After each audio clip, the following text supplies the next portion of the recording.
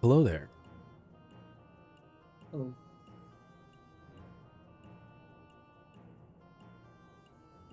It's a rare Shiraj. I feel like I haven't been in voice chat with Shiraj in like, I don't know, 15 years. I've been slacking, my bad. Where are you? Oh, you're right here. Nice.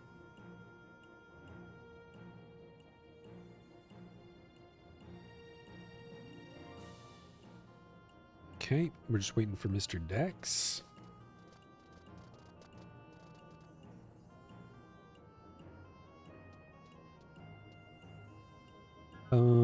Let's go to, I got to do one more floor of Apollyon. I really thought I was done. I'd convinced myself that I was finished with Apollyon. Honestly, you're a trooper for sticking Limbus out, bro. Yeah, it's been rough. But I'm like committed. I think because I'm excited about killing the NMs, not because the reward, but just to like say we did it. And once I kill all the NMs, I'm like, I spent 10 hours killing all the NMs. We might as well reap the benefit of it. We might as well actually get the reward. Yeah, I get that. And You were Austin, doing thank God you. work. Thank you for the reminder, because I have to turn all the sounds back off because I have to record for Myth. So we got to turn the sound effects back off. Just for a little bit.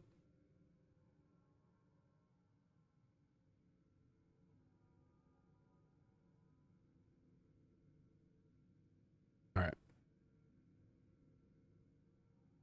Mm-hmm.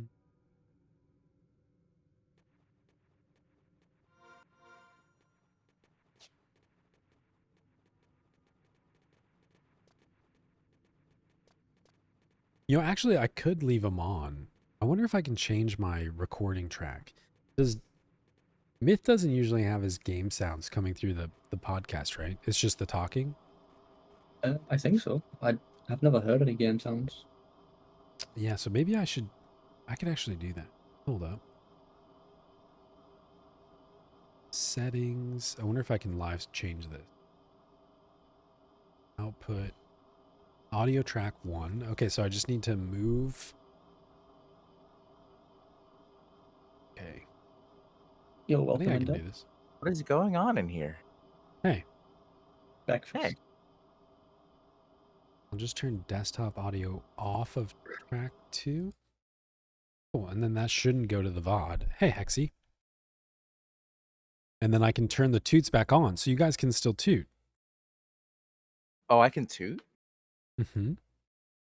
Unless unless it doesn't change and like we just totally scuff the entire recording and Myth has to deal with it. I'm fine with either one. Midway through the And miss podcast, the recording, and it's like, Yeah. you just hear bowlers do bowling or some shit like that, and it's Yeah. just goes on for 5 minutes. or the train. The train is really No, rough. I will definitely. Which one's the train? Is that toot number 1 or 2? Thank you. Okay, the number 2. Thank you. Let's turn that back off. Just in case. Yeah. I'll definitely keep text to speech off. Because that's distracting. When there's a long text to speech and we're talking, I'm like, I can't pay attention to both of these things at the same time. And then Egmo pops up. Yeah. Oh, well, man, I feel like this is a reunion. I feel like we haven't all, the 3 of us, been on the podcast. Honestly, how long has it been? We didn't do last week. And then the previous week, me and Shiraj were unwell. Yeah, it and was just you me recorded and with Myth. Yeah. So it's been 3 weeks? Yeah. Was Shiraj Sounds there like an 3 weeks ago? No, I can't remember the last time Shiraj was on the podcast. Yeah, it was like I think that a was month ago. I feel like that was the week that you were like ready to go, and then you're like, nah, it's too loud in here. I can't join. Yeah, because every time I try to like come on the podcast, Hex's sister is in the background being loud as hell, and it's like I don't want to, I don't want to like let you guys deal with that.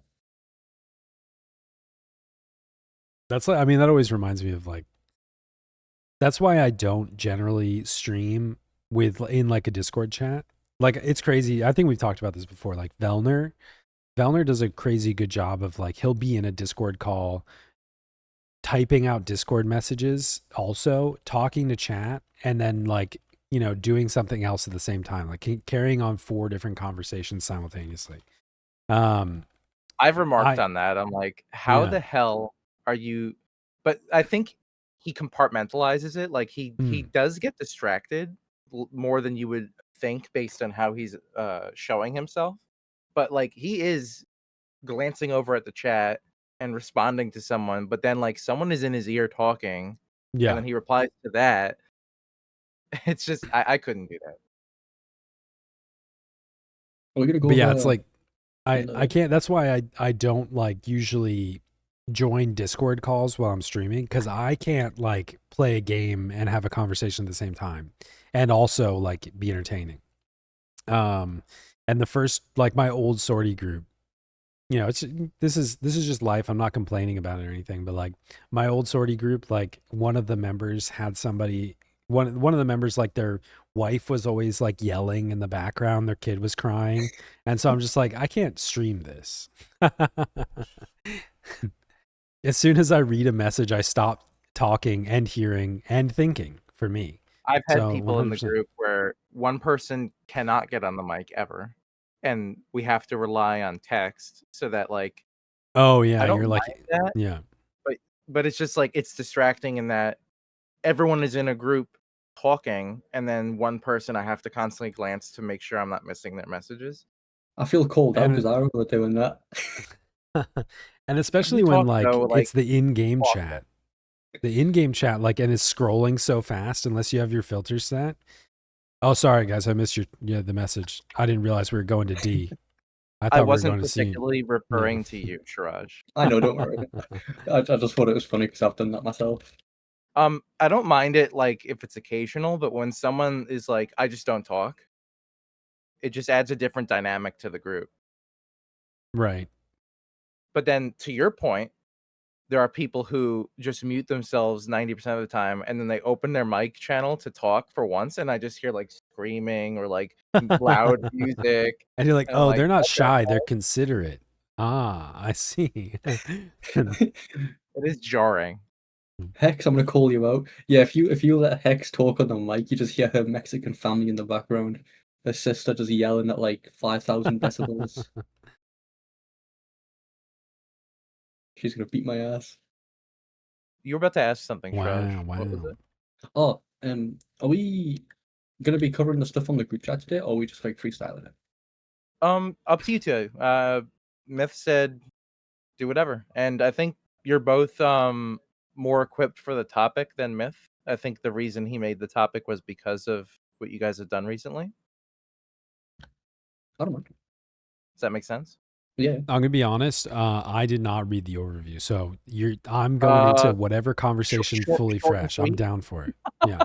Short and sweet. It was like a fresh 99 experience. How what was leveling like, and what would you do? And you made your bard. Shiraj is on a different server messing around. So I think that was the goal.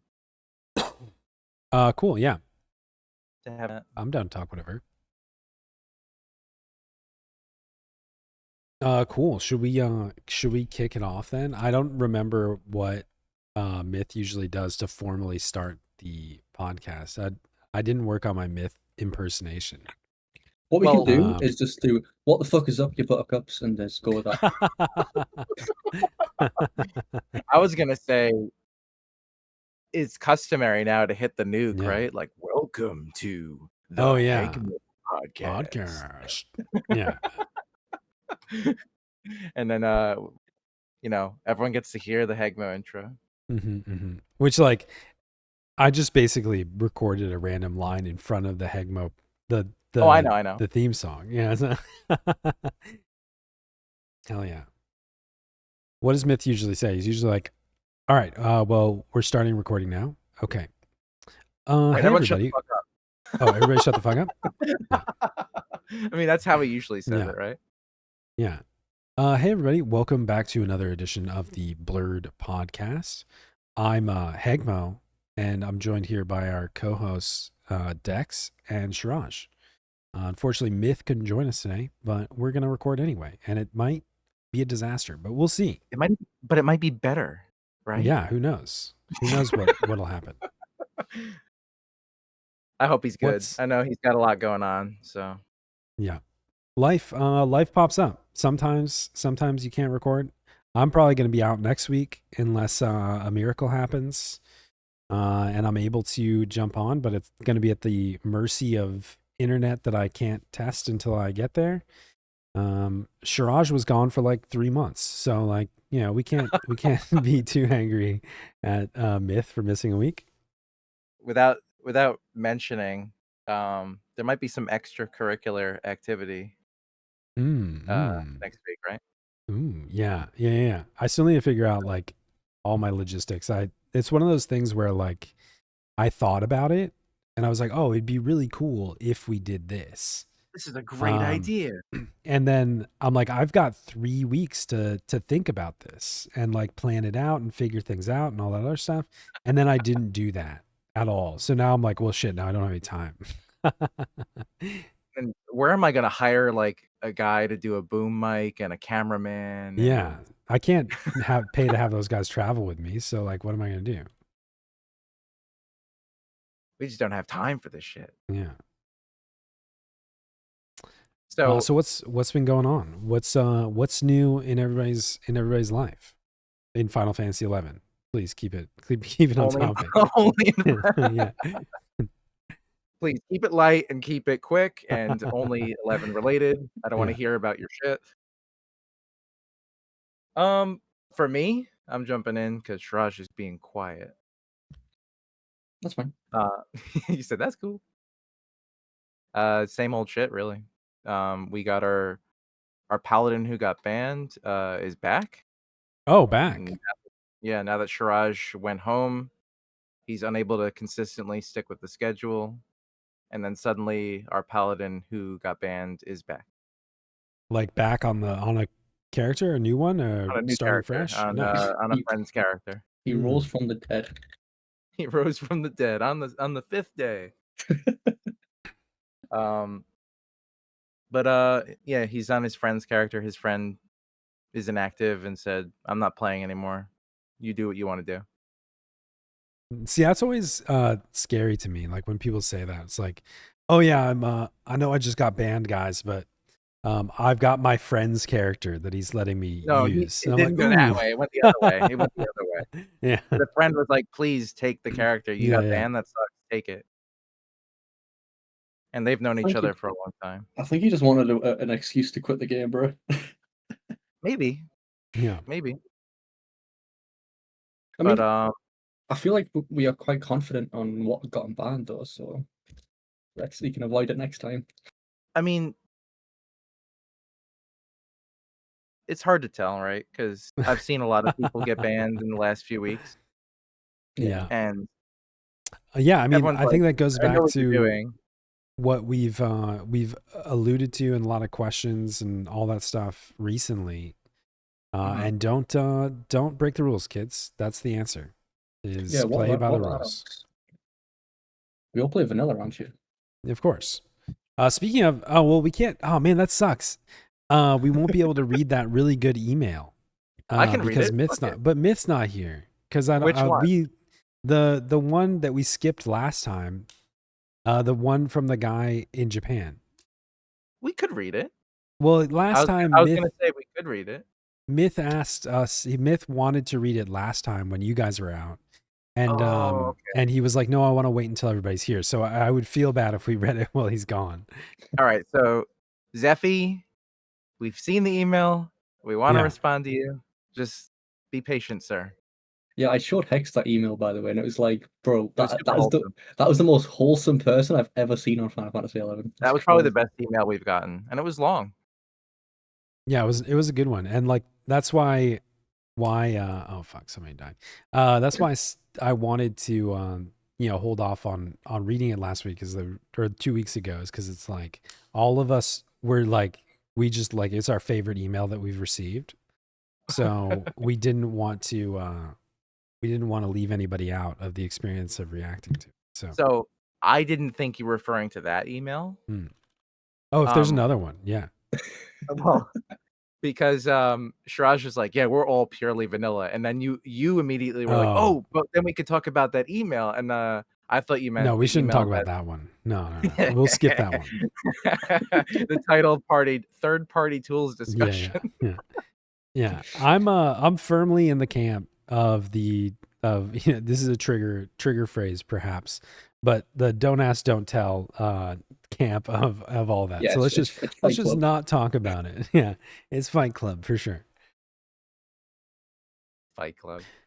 But yeah, so I don't know. Did we get any other emails in the meantime? Usually we haven't gotten many emails this month due to the nature of lack of episodes. Yeah, recording has been off and whatnot. Well, in that case, if you guys do want to email, the email address, which is Dex, take it away.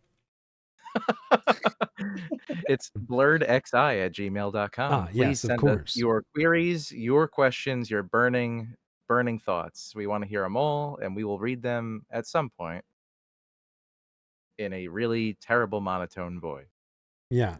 And it may, depending on how much we like the email, it may not be read, and we might also like it way too much and postpone for like 3 months before we read it because we're waiting for the impossible of all 4 of us to be here at the same time.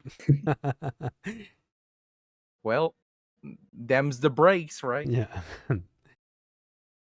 But okay, so no email segment then. What are we what are we talking about? What are we talking about today? What's Shiraj been doing? The fresh. Oh yeah, Shiraj, sorry. What you just got back home? How's that been? Honestly, it's been nice not having loud noises everywhere. It's just quiet and silence. It's so nice. Did you get cavity searched on the way home? Nah, honestly, I had the most bizarre airport experience. I never got searched once. I went through 3 different airports. I never got searched once. And the only time I did get my stuff sent through a metal detector scanner, when you have to scan shit, it wasn't even working. They just let me through. So basically, America was like, "You're coming in? Hell no! You're leaving? Bye." It was so bizarre. Not a single airport checked me. I don't know what the hell. Yeah. There was so much security on the way. Usually when you enter the first airport, so when you go into at the New Jersey, LA, what is it? I can't remember, JFK, or go into the New Jersey Newark. When you arrive, when you arrive the first time, you'll go through security. But then if you have a transfer, you change planes midway to your destination, as long as you don't leave the airport and come back, they don't check you again. You can just go to the next gate, get on your plane and go. But that's funny that the very first one even was no, you're good. Yeah, the Philadelphia airport literally never checked me. That's crazy. I was expecting thorough searches. No, they didn't do shit. I didn't even go through a metal scanner. It was so weird. But then you compare it to my experience coming into America. Holy wow. Talk about security. Yeah, and coming in, you have to go through customs and all that other stuff too, which is crazy. It's oh yeah, you can go bring a bomb to other countries, just don't bring one into ours. Whoa, don't say the B word. They're listening. Well, didn't you also say that you left and then they were trying to contact you oh, we need to make sure you left, otherwise we're sending agents to yeah, they sent me an email saying if we don't confirm that you've left within the 90-day period of the ESTA, they're going to send an agent to Hex's house where I was staying, because that was the house I put down I was staying. And it's Dude, that's crazy. Like, does me going to the airport and going through security not count as proof that I left? But okay. Like, I Cool. think it did because like the Esther was automatically flagged on the airport when I arrived, Mm, and then when I left as well. Well, there was that crazy. big white van parked across from her house that was watching you the whole time. The whole time. But that's good. You're back. You're back. Is it nice to be like back at your computer? Yeah, it is. It feels like it's so odd playing on someone else's setup. Yeah. You can't get used to that, no matter it won't. Yeah. Even if you're there for like 3 months, you won't get used. Well, it's just like there's something about like being on your own rig and your own setup, and everything's like configured the way you want it to. All your stuff is in the right spot, but It's it's like everything. it's this. The Yeah, it's seat the same height, thing as the height like of the keyboard. yeah, and like it's the same thing as like you using your toilet at home. You know, you're like you never really get comfortable with somebody else's toilet. Honestly, that is the most truest statement I've ever heard. Yeah. And yes, Hex, that's right. I did enjoy playing on Hex 5070. It was nice. I don't know. Some people have bidets, and I can get used to that real quick. The good old bidet seat.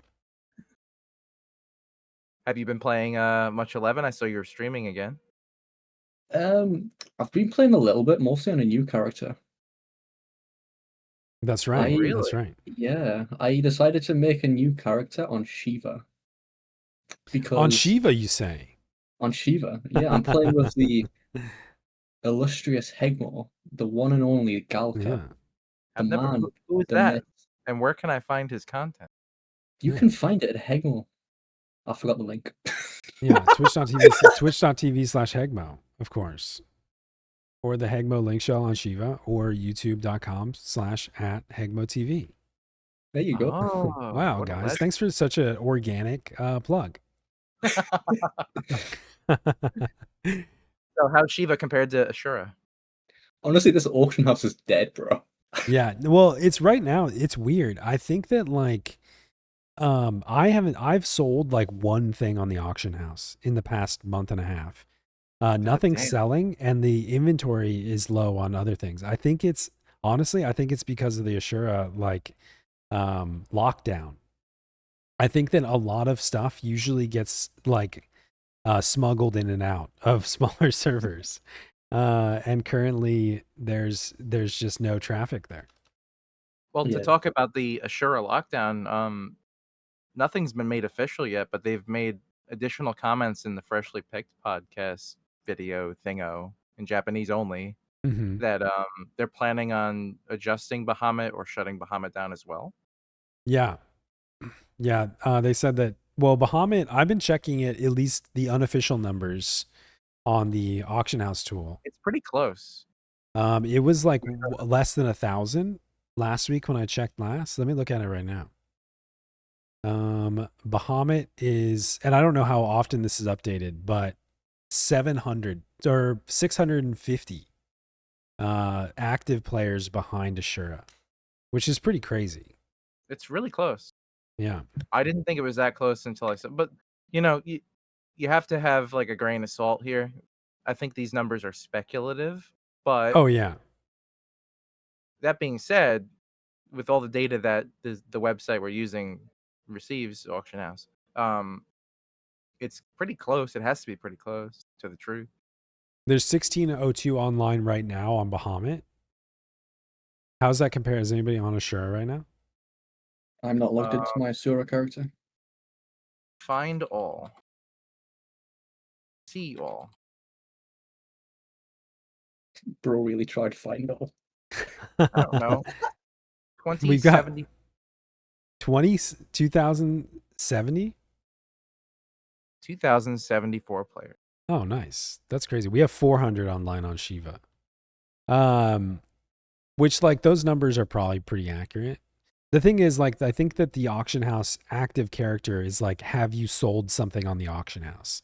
Yeah. So like it could be very skewed one way or another in terms of are those accurate numbers. But Yeah, it's been interesting. The auction house has been dry. I know that Shiraj created the character here, got to 99, transferred off to get a phalanx scroll, and then came back. Nah, to be fair, I transferred off because I got bribed, Yeah, and it was a good bribe. You know, it was a good bribe. yeah. Well, you got to hang out with some friends for a little bit, and they gave you a lot of gifts, and now you're back. Yeah, I got a lot of gifts. I was very thankful. You know, it was great. Definitely not what a normal new player would experience. That's for Oh sure. Got a yeah. back alley deal. Yeah, Enticed, seduced. Wait, I don't know. yeah. Let's think of it as like a persuasion. Yeah. I find the back alley deal to be the funniest part Now about that that. back alley deal was crazy, bro. I didn't even tell Livy about that. I forgot about that. Yeah, the back alley deal Oh was yeah, fucking that was crazy. interesting. That was interesting. They recognized your name, and they were like, "Hey, you wanna make an exchange real quick?" Yeah, the back alley deal was basically because I've got a character on Asura. They wanted me to give them Gil from my Asura character, and they give me Gil from their Fenrir character. They're laundering some gil Yeah. across. Pretty Yeah. much. So like Fenrir Gill is a little bit worse than a Shura Gill. Like that hit different. Come on, give me that. I need a bump. I do like considering how slow the auction house has been on Shiva recently. My one regret is that I didn't talk to Shiraj before he left because I would have been like, "Here, take all this stuff that I can't sell Sell it on and sell Fenrir. it. You can keep 30%. Just, like please get rid of it." Is Fenrir's auction house much better? Not really.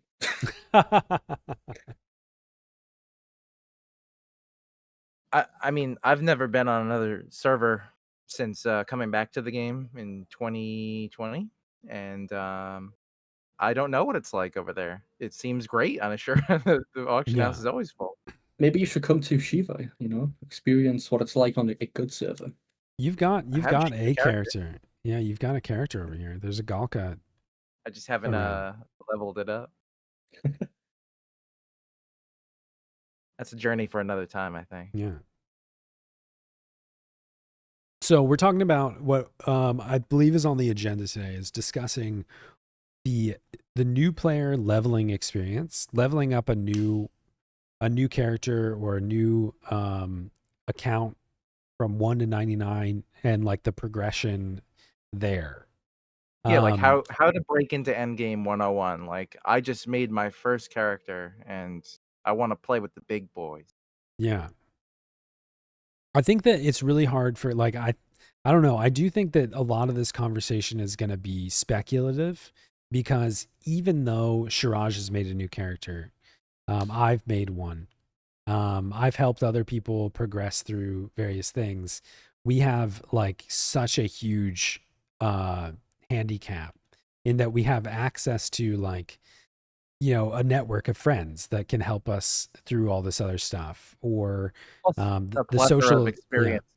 the experience of having done it before, but also like the social element of having people where you're like, hey man, can you help me do this fight, or can you help me do this, or can we do a quick Odyssey run? Like Well, that's a big perfect leg up, example. but I mean, beyond the Shiraj, hey, I'm getting some freebies. Thank you so much. Now it's really gonna help me. Like besides that, like I made a Horizon character about a month oh ago because really? my real life buddies were playing. And spoiler alert, I still much prefer retail. Like my God, Hmm. it's brutal. I don't really enjoy the experience over there. Just in That being terms said, of, in what sense do you not enjoy it? Like a lot of the things. gameplay, the social aspect? Is it just a Um, weird foreign the place? the Like, one thing I will say nice about Horizon is people that are there are very welcoming and nice. nice. But unlike retail, retail is very much so uh go do content and earn gear. Everyone has to do the content because all the gear is rare exclusive. You have to earn it. Um, but like you get stuff and then you are brought up to a certain level, and anything that requires money or anything that requires like further time investment is usually reamer related, and Mm, that's about it. But on Horizon, everything is Gil, yeah. literally everything, and you got to go whack at the wall and get a rock now and then. And there's a lot of go camp this NM because you're poor as shit. Well, And I there's mean, 10 I other think it's people. the same thing that we remember doing, like, camping NMs or like running up and down, getting silk thread to make gil so you could afford to Absolutely. teleport, that kind of stuff. It's the old school vibe. I And think the that's why people premise go of there, those right? servers is the nostalgia. You're right. Yeah. But to an extent, some of the nostalgia is stuff we remember fondly because of how bad it was. And reliving that is not a good thing. Yeah. Well, yeah, I mean, I personally, my take, and like, I equate it to like, I had a lot of great experiences with my friends and, certain things that happened to me when I was in high school, but I don't ever want to go back to high school. I lived through that experience, and I'm You happy came to out be on where I top. am now. Yeah, for um, sure. and I'm not saying that's the perfect analogy, but I'm happy to be past it in many ways. But to your point from before, when I made my Horizon character, Shiraj was like, I made a Horizon character like a year ago. Want some Gil? And he gave me like 75K or Oh, something. nice. Yeah. And that's enormous for a brand new Oh, character. really? Like where you have, dude, when you start and you're like, um, I have nothing. Let me Yeah. sell this crystal stack for 1,000 Gil. Okay, now No, I I'm mean, rich. yeah. I Now I remember can go buy like being 10 items for 20 gil a piece and sell them in the auction house for 100 for a hell profit. yeah. I'm so good. Yeah, I remember being excited early days in Final Fantasy 11, like getting a Kadov black back plate to drop off one of the Kadavs in Gustaberg because it was I bought a stack 101 of those. It was gil. like 10K. You know how exciting? 101 gil sells to the vendor, and I was like, A "Oh my shield for like god." 120. So yeah, that's cool It's though. so So silly. I've been doing a little bit of that, and you went through the leveling experience. I think my most recent experience with leveling up is I have a free login bard that I created during one of the free login campaigns, and I really like kind of treated it in a silo for at least the first bit, where like going through all the level caps and like going through missions, at least the nation missions. Um, I was just playing only on that character, and just like not using any outside help. And my challenge to myself was that I was playing it only during free login. So I spent the $10 on the game during discount campaign, and I've never paid a subscription for it. And I just wanted to see like how far I could progress it and all this other stuff. And so I kind Well, I of know went that through. you. Yeah, go ahead. Sorry. I was gonna say I know that you used that character as a test to check out the new imprimatur timer or whatever. Oh, well, I haven't done that yet, actually. Oh, I did so do that's the plan. imprimaturs on Got it. My original plan was, because it was like the week before that change was made. They announced that they were changing imprimatur and, not necessarily the timer, but the reputation requirement, Yes. for going through Adeline, which I know Shiraj can speak a little bit about, um, his story with that. But I it was a week before, and I was like, "Ooh, man, I'm at Adeline missions on Rhapsodies of Vana'diel, so like I need to clear these to progress. My sub's gonna run out. Should I do it the old way one more time?" And I decided in the end, I was like, "Yeah, let's do it the old way, um, and we'll compare and contrast." So I did like the full rotation of Umbral Marrow and Twithram Wings and all that other stuff to cap fame. And then my plan was that I was going to go back and do it again on a new character to be able to look side by side. But I You're never such a did the masochist, second part. bro. I never did the second part. To piggyback off that, off topic a little bit, they had mentioned just recently that they're going to be changing more to make it easier, right? To get Yeah. a Yeah. October brings a I'm reduction to the waiting period for coalition assignment and parameters. Like that's a long-awaited change. yeah, and I don't know. I'm really, really hopeful that it's significant. Um, because I I think would it should love for take. it to be like the Imperial ID tags, where it goes Yeah, from a day down to 10 minutes or whatever. I think I that's would a love bit that. extreme, but I wouldn't mind it. I Well, think it's sweaty dicks. You know it's going to be 5 hours instead of 6. I think a Yeah, mythic exactly.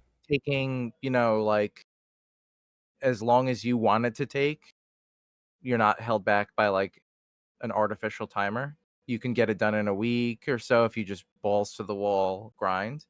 That's nice. Oregon's taking 6 months. That's Yeah. ridiculous. Yeah, I The think worst part is it's 7 months. Like, yeah. it's not Is even it really 6. 7? Yeah, it's 7. Yeah. And like the thing is that I like they keep talking about wanting to make things more accessible or easier for newer players to get in. That's why they're talking about reducing the entry requirements for stuff like Delve, so it's not 3 people anymore and that kind of stuff. But Yep. like to be a new player, if you come to the game and you're like, oh man, I really want to play this rune fencer job or this geomancer, and you're met with like, okay, cool, you can start your most impactful ultimate weapon in 6 months if you play every day. It's Well, like, let's okay. let's go about it if in your scenario, like I just started this game and Rune Fencer seems like this awesome job. I can't Mhm. wait to level it. Okay, I got to 30, I got to whatever, I got the job unlocked. Okay, get all my trusts out, get to 99. This is sick. Okay, what do I need now? I'm doing story, I get through it. Oh, everyone's telling me Epiolatry is busted. Let me Yeah, look it up. because That you're thing's crazy. at this point you're already like a month plus into the Yeah, game. you're already Yeah, like 2 months in, a month in, and you're just like slowly getting through the content, you're getting through the story, and then you look up this weapon, you're like, that's insane. I gotta get this right away. What do I gotta do? And then you find out, oh, you gotta be doing these every day, yeah, every single day, without fail. And That you're was which like, is oh actually crazy. what shit. put me off originally because I started playing Rune Fencer in like 2015. I never Yeah, had EPO until 2018. I put it off for just over 2 years because I'm just like, this is bad. This is a chore. Trying to And then find the new those Rune lost Fencer, articles. yeah. Then the new Rune Fencer's like, well, that's not realistic. What else is good? And you look up Aether and you're like, that's pretty good. I'll get that. And then you start doing content, you get a little better. Another month or two goes by, you still haven't done in parameters. And then you start doing content and people are like, you don't have a fucking EPO, dude? You're yeah, shit. And then you're like, whoa. I can't do content unless I have these crazy weapons. And then you start doing the grind. And then yeah, you're already like 4 or 5 months behind. I actually It's can confirm ridiculous. that's how it is because I remember I had when Wave 3 came out, I still had an A tier. I never had EPO back then, and even my own group at the time was like skeptical to let me tank without EPO. Yeah. It's Like, it's not that you can or can't. It's that people expect you to have the highest shit because it's yeah, just easier. And it's a lot yeah. worse for Geomancer. oh yeah, Oh Absolutely yeah, for worse. sure. And I think that like I think that I don't know. I know that you can get by without it, and like there's plenty of geos I know that do cool content without it, without a Idris, and it does hurt, but like you can survive. And same with same with Epio. Like you can get through it to a degree, but if like anything else, it's like if you were playing Warrior and you're like, oh man, eventually I should definitely get this Chango weapon or whatever, but I don't have a group that can do Aeonics. Imagine if that was like, okay, I have to farm beads for 6 months. Like Ugh. it just sucks. um, and so I hope that they change it. I mean, I want it to be extreme. I know that not everybody agrees with me, but like I would love for it to be like you decide you want to do it and it's like 2 weekends of grinding coalitions, you could be done with them and just move on to the next stage would be, I think, reasonable, but yeah, I don't know. We'll see. I would like it to be extreme. I don't expect it to be. But also, I Yeah. keep hearing these two schools of thought, right? There's like the one school of thought where people like let everyone get the thing. it's been long enough. And then there's the Yeah. other school of thought where it's like, I had to do it, so they have to Yeah. too. Yeah, I think that that's inevitable. People are always going to have that stance. And it's like, it doesn't take away your achievement. Like Exactly. you can still be proud of it, whatever. But I don't know. Like, I think it's only good to make things a little bit more accessible. And I think that this is one of those cases where in the realm of ultimate weapons, not even a prime weapon takes that long to make. You know what I mean? Like, not Results even may a stage vary, 5 sure. prime. Yeah, results may vary, of course, but like if you were making a stage 4 or 5 prime weapon, and you were in a regular group doing daily content, it's not going to take you 6 months, 7 You're months. locked by Sykes more Yeah. so than actually Sortie. Yeah. It should So, take exactly 6 months because of the Sykes. I mean, even then, most people get stage 4, which takes 3 months. Yep. mhm. And stage 4 is perfectly adequate Stage for me. 4 is like as Yeah. good as any other thing. Yeah, so we'll see. And then the other big thing on that was then people had the same take with this, where people are upset because they did it the old way. They suffered through it. But apparently they're adjusting how Lilith drops happen. Changes the method to acquire malignance equipment in Maiden of Dusk. I think what they said was if you were to get a duplicate drop or occasionally a token would drop and you could trade in tokens for pieces of malignance armor. I don't know how many tokens. This sounds just like a great thing for people who want to just spam easy, because frankly, the very difficult drop rate isn't horrible.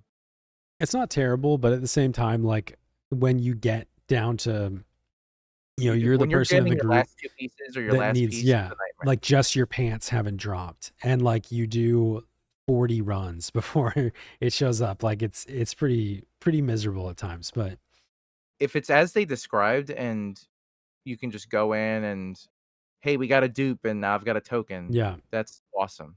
Yeah, That's I kind of would the love core for concept. it to be like, because that's what they do in Final Fantasy 14, right? Yeah. In Final Fantasy 14, there's a token system for the trials. When you fight the trial fights, like you always get a Lilith token, and it's bad luck protection for if your weapon or your earring or whatever never drops.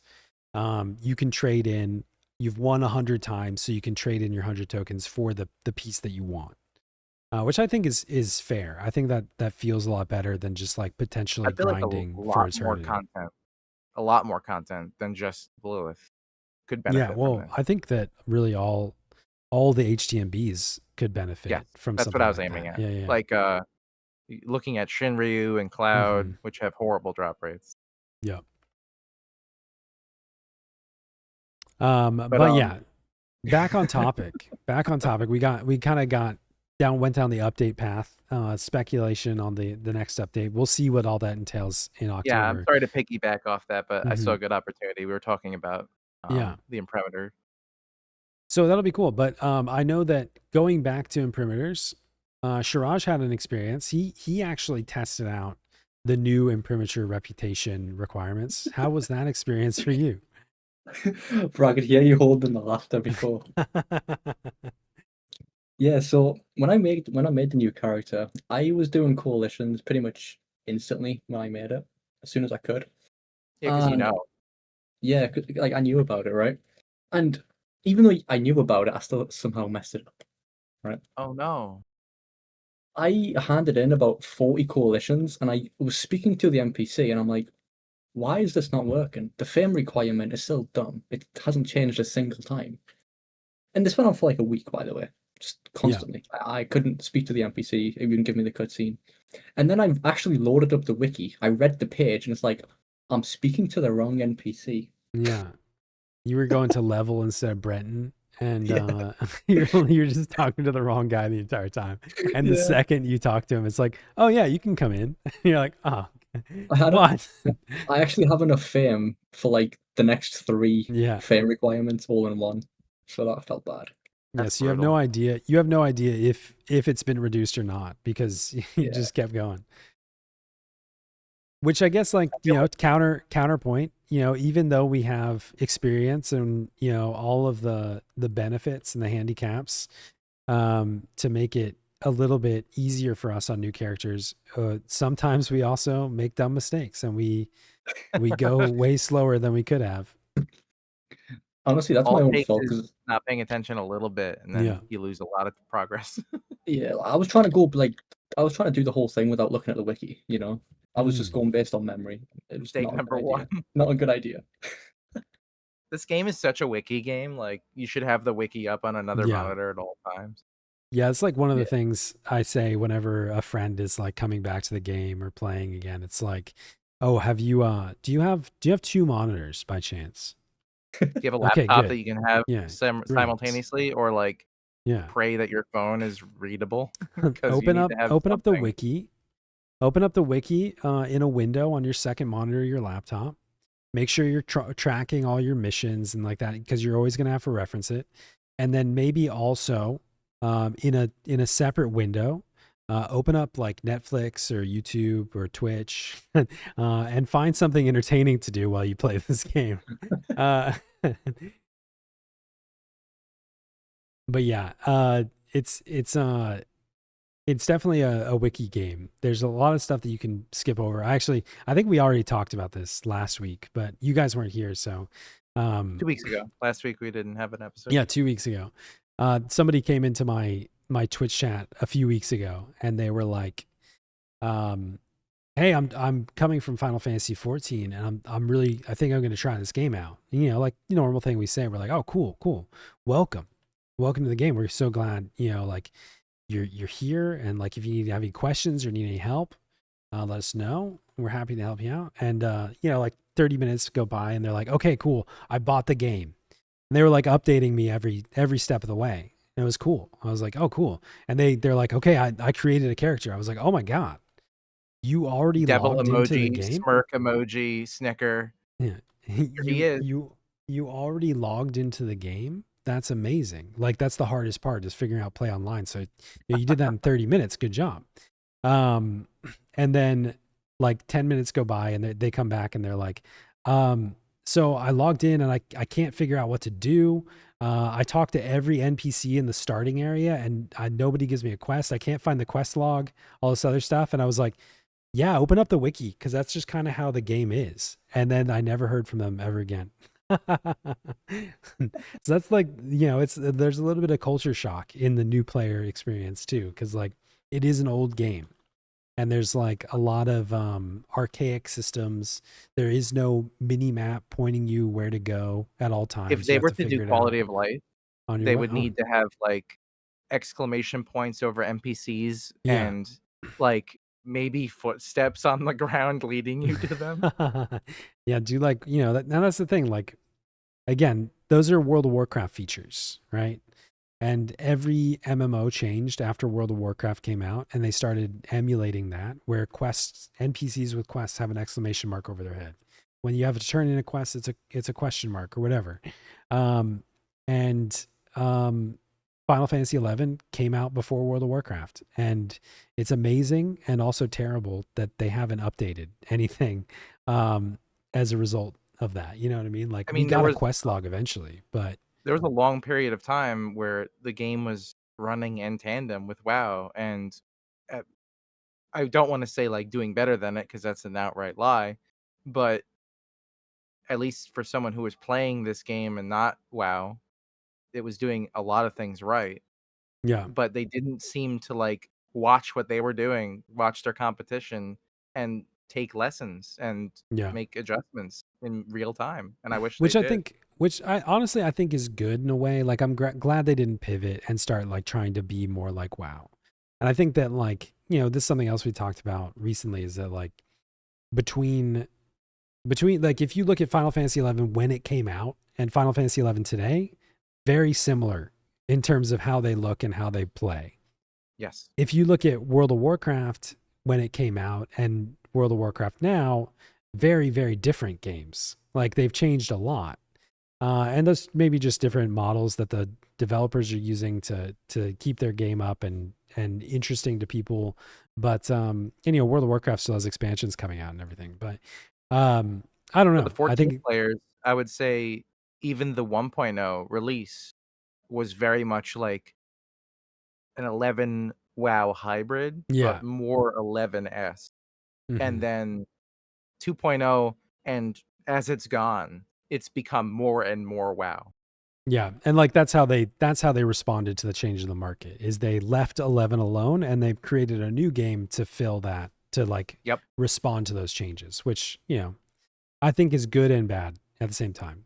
I think it's very difficult for new players to relate to the game, but I think it's also really nice that it's still so different. I think it's strictly to capture a broader audience because Yeah. those changes are, being so straightforward and simple. They're a lot easier to draw like players in without having to do research. Yeah. And this game is so much so a research game where you need to constantly be looking up what you're doing and how to be Need to doing it and read the where to be going. manual, all the other stuff. Um Actually, so you've created your character, you've made it through play online, which we kind of glossed over a little bit, but the system itself is convoluted and I think it's a lot easier archaic. now, right? To your point, that guy said it took him 30 minutes. Like I remember Yeah, when it took 6 hours to finish your play yeah. online installation. Well, I think that like the installation speeds are much higher now because we're on modern hardware, so things download and install much faster. But I think that like there's always confusion when you look at people being confused on Reddit, coming into Twitch chat, etc. People are always like, "Wait, my password's not working," and it's like, "Oh, you have two passwords." You know what I mean? Like you I have hate two that. accounts I that you have still to hate that. manage. So like there's a lot of this weird archaic stuff. But yeah, I think it might be a little bit easier, but it's still ridiculously convoluted. Yes. You've got to remember though, they changed the launcher. Because like I'm pretty sure if you like download the game through Steam, you still have the long ass download Hmm. because they only updated the actual Oh yeah, Play yeah, Online yeah. version. Yep. Play online is Um, on Steam? yeah, I didn't know that. Yeah, yeah, it's been on Steam for years. Yeah, you can download the entire game through Final Fantasy 11. When you buy Final Fantasy 11 through Steam, you get Play Online, of course, because you have Huh. to use it to log in. yeah, But the version of Final Fantasy 11, I believe, Shiraj said, that you get from Steam, the file that they've maintained there is an older version. So as soon as you install it and you go to the update process, it's a much longer update. yeah. Like the bandwidth, I would assume, is capped. Whereas if you download it from the Play Online website, you can actually download the whole game in like an hour or so. You know, like no matter how fast your internet is, you're going to be handicapped on either Yeah. one. Well, I think it's also somebody had said something about how there's a like each individual file is basically downloaded instead of batching it, and like there's a rate limit or something like that, or a delay or a pause between. So actually, the smaller files take longer than the big files because it like dedicates the same amount of time because it assumes you're on a dial-up connection that's going to Yeah, take longer. It's a crazy, weird, convoluted thing and very, very antiquated in many ways. But you're past play online. You've logged into the game. You're I think that there's for a new player like a lot of figuring out what records of eminence are and like where you need to go and what the leveling path is. There's a lot of Familiarizing resources for that yourself with online. areas is the Yeah. biggest time sink. You just have to roam around. But I think there's still like a 1 to 99 quick start guide that people often refer to yes, that, I was that gonna can be say super that's like the helpful. best Yeah. resource. But yeah, leveling up. So what's leveling up for the first time? And I tried to keep myself, when I did it, like not take outside help and stuff like that. And it's a lot faster than it used to be, in my opinion, because Yeah. you get Oh your trusts and you get Valanerel who's one-shotting stuff.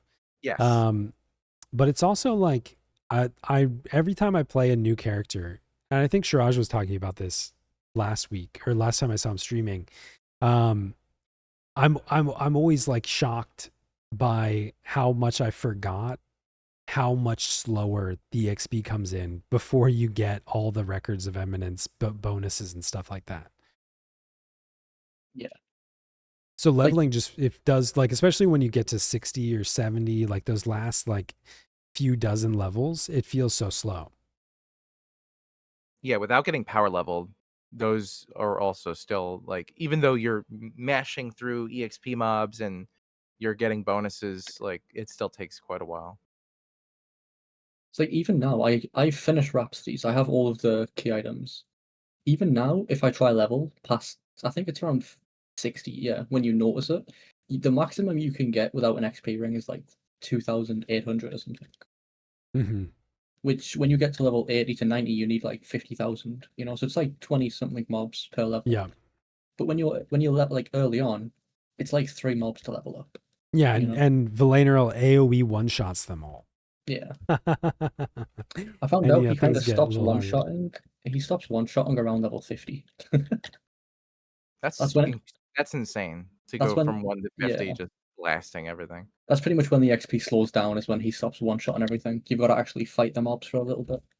So And it, hmm? your description for a new player would be like, forget everything, go click off as many records of eminence as possible and Yeah. go get trust right now. Go get all the trust you can Yeah. and summon Valenial or Litter. Yeah. Yeah, I think for sure, like I always recommend that people get trust because like, you know, you have to get past the fact. I think that if they're a returning player that played it the old way, there's always, you know, that hesitation of like, oh man, like nobody's partying in Volcrum Dunes. And I'm like, no, they're not. And like don't be upset about that. Like you'll be okay.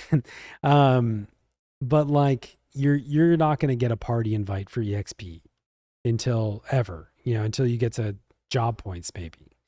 It Um just doesn't really exist yeah, anymore. it just doesn't happen. So I think that's the first thing is definitely get your trusts and start understanding like which trusts you should be summoning and stuff. And then I personally, whenever somebody says they're brand new to the game, I recommend, I always ask them, I'm like, do you want to experience the story or do you want to hit level 99? Because like those are, in my opinion, that's the two paths that are I agree. ahead of you.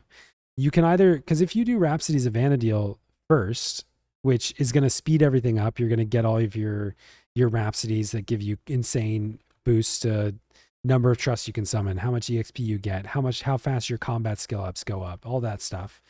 Um, it kind of ruins the story if you're paying attention because it like jumps you ahead and then introduces characters that you haven't met yet, all this other stuff. And it's really hard to follow as a new player. I think, you know, I get what they were trying to do, but I feel like it creates a really disjointed, weird experience. I Versus would agree. Yeah. if you want to play it for the story, I'm like, okay, level up and go through all of the nation missions to rank 6, and then start Zillart, and then start COP. And you know, it's Yeah. like you got to play through it in release order, kind of. And those take quite a while, Yeah. especially if you're low level. Yeah, and you by the time you're finishing any of those, you're probably level 70, level 99, etc. To be doing those. So yeah, I mean it's a much slower experience. But if you really want to, and you know, I see it all the time. I think yeah, there's people that are like, oh, Final Fantasy 11 is the only mainline game I never played. I'm playing it for the story.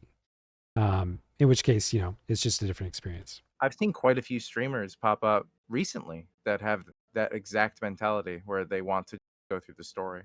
Yeah. And that's like where probably Shiraj and I differ significantly in that when we create a, you know, differ from that camp. And when either of us create a new character, we're like, how do we get to Endgame as fast as possible? You're beelining it. You Yeah. don't give a shit Yeah. about the story. It's Yeah. the bare minimum. Get me to 99, get me the thing I need, start working on things that are time gated, get me access to these zones. But it's worth noting that like even for you guys, if you make a new character, a lot of content is time gated to 45 days for some reason. Oh yeah. That's true. That's true. Once you hit 99, you're locked out of some stuff. Penguin said really quick. There is one point when I was speeding through Rhapsodies of Vana'diel that Gilgamesh thanked me for saving the world, and then I got a second cutscene where he didn't know who I was. Yeah. Yeah, so like if you're a new player, you're like, I don't know what the hell's going on. But yeah, so yeah, I think that's the next part is like getting to 99. Whatever path you take is like going through doing your missions, doing because it's important to remember that you have to basically complete all the mission chains in some capacity. You want to Plus limit finish, breaks and all that. you want to do all that stuff. You want to do all of Wings of the Goddess. You want to do all COP. You want to do maybe Zillart's mostly skippable in some cases, but at least you need to get to Sky and get the clear for Rhapsodies and come back to it later. But Yeah, I don't yeah, think you you need need to. to finish Zillart either on COP either. I think Yeah, you just need to get like a majority through it. I think you need to get to C. But like if you want to, there's something I can't remember what it was. I feel like there's something that you unlock at the very end, but I can't remember. You might be right. But But yeah, getting to 99 is the main goal, and then getting access to the things, like all the things. yeah, and then You just need access. that's where completing like if you want to do Lilith, which is really important. We were talking about that earlier for getting your Wings malignance of the gear, Goddess which to is be done. really great. You have to be done with Wings of the Goddess. So a lot of the end game fights are tied to having cleared expansions, so they kind of force you to go through the full story on a new character. I would recommend everyone go through Wings of the Goddess because it has a dummy mommy at the end. Just so you can see Lilith step on you. And you will be stepped on. Yeah. She's unforgiving. But yeah, I mean, yeah, going through that whole thing, that's what Hexy's working on right now. Getting to that Dami Mommy. She was When you doing reach that something else 99, until you said that, and then she switched. She's like, okay, wait, Wings of the Goddess? Okay, I'm on it. it's in the name, man. Yeah. But But yeah, when you you reach get to 99, are 99 you kind and of like choice paralysis? Like you don't know what to do next? Is it Honestly, as a new player, I could see you being so confused on what the hell you're doing when you hit 99. Because there's no like yeah. help. Like even when I knew what I'm doing, it's like crap. What am I doing now? What do I need to focus on? So I instantly just got Sparks gear to get to 117, and then I just started soloing ambuscade because I knew I needed better I think gear. that's a Yeah. great recommendation because the Yeah. Sparks gear, like you hit 99 and then the Sparks gear jumps you up to like whatever, Yeah. 117. 117. even I think it's higher. 117. Yeah. Yeah, 117. That's awesome. And by that point of you just doing shenanigans, you will have the Sparks to buy that shit. Oh yeah, if Yeah. you've unlocked records of eminence and you've been doing missions and killing enemies and getting crystals and all that other stuff, you'll have sparks for a set of gear for sure.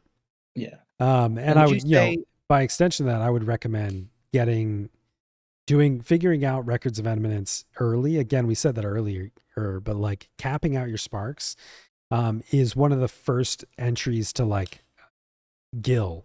You know what I mean? Like getting yes, your Atron shields and your prize powders every week. You don't want to spend all of them because you're going to need gear and there's a limit, but like using your excess to get Gil is a huge leg up. that's definitely a universal. Whereas like on some servers, even at level 1, you can buy scrolls or equipment and sell it in the auction house for people that are too lazy to go out to these NPCs. On smaller servers, those auction houses are going to be less robust, and you're going to have to rely more on sparks for Gil. Yeah. But at the same time, newer players shouldn't really need to worry about Gil that much. The things that require Well, it Gil, depends. Yeah. they're less so than they used to be. Yeah. Honestly, when I was making the character, because I didn't really get a ton of help until I had already hit 99, right? There wasn't a Yes. ton to spend gil on because I knew that I don't need to spend gil because my trusts are going to carry me until 99. Well, that's what I'm kind of getting at. Like, if someone's starting a new character, I want to drill into their head that they don't need to spend gil. Like, ride as much rare exclusive Yeah. shit that you get for free as possible for as long I'll as get possible. your sparks gear is going to carry you through gear. It's not like Yep. in the past where like you hit level 50 whatever and you're like, oh, I need to get a halbergan, and that's going to No. cost me like 700,000 gil, which is going to take me 3 months to farm. Like that doesn't happen anymore. Just But don't I do will it. say, Avoid depending on what fantastic. job you're playing, like if you're playing bard or you want to play puppet master or even white mage or something, like spells can be kind of expensive to collect. Yes, you're correct. But yeah, so I mean, it depends on that for sure. But even on I would Horizon, like that's say, my main struggle as a red mage. I've been playing. I'm like a 30 red mage. I've been playing hardcore, so I can't die, or I die in real life. But right. Oh, right. but But I do think that it's not urgent needing to device get, rolls is a miserable like yeah. existence. And beyond that, like it's not urgent to get a bunch of gil, but at the same time, like if you know, from week 1 of you playing the game, you start collecting 2 million gil a week. You know, it's a little bit less painful when you're like, oh, I need this SU5 neck that costs me 40 million gil. How am I ever going to get that? You know, you're like, oh, well, I've got 20 million stockpiled. You know, so I think it is And then you valuable can, to at start that doing point, you that. can Yeah. start doing stuff with a Linkshell, right? You can start Yeah. doing Dyna D. You can start doing other stuff. Probably a Mantrove, and maybe you get lucky. Right. But yeah, and then, you know, it's starting to get into content. There are the weird 45-day lockouts. Those have come up a few times. Odyssey is Where one of the main. Odyssey, yeah, you can't go into Odyssey, or you can't progress Odyssey past Shield A. Can you get the gil reward at the end of A? Yes, yes, you can. Okay, you can get the gil reward, but you can't progress into bosses and stuff. The thing is And that you can't do Amon Trove? yeah, no amateur. Oh, and there's no goblin key. You know the goblin box? Oh, okay. Yeah. That 45-day lockout isn't even a bad thing for Odyssey, honestly. Because if you're playing this game for the first time, you're not going to get up to Odyssey standard that quick. So it only really hurts new characters for like alts Yeah. and stuff. Well, I mean, I think that like it depends on. I've had friends that have come to the game and they're like super motivated, or they're a returning player that lost their account previously, and they're like, okay, I want to get into Endgame, and like they finish missions in a week. You know what I mean? And they finish. They level to 99. You know, they're done with missions. They've mastered a job, and they're like, okay, I've got 30 days left. You know, like until I can start doing Odyssey, and Yeah, that that's does kind of definitely not the the new player experience.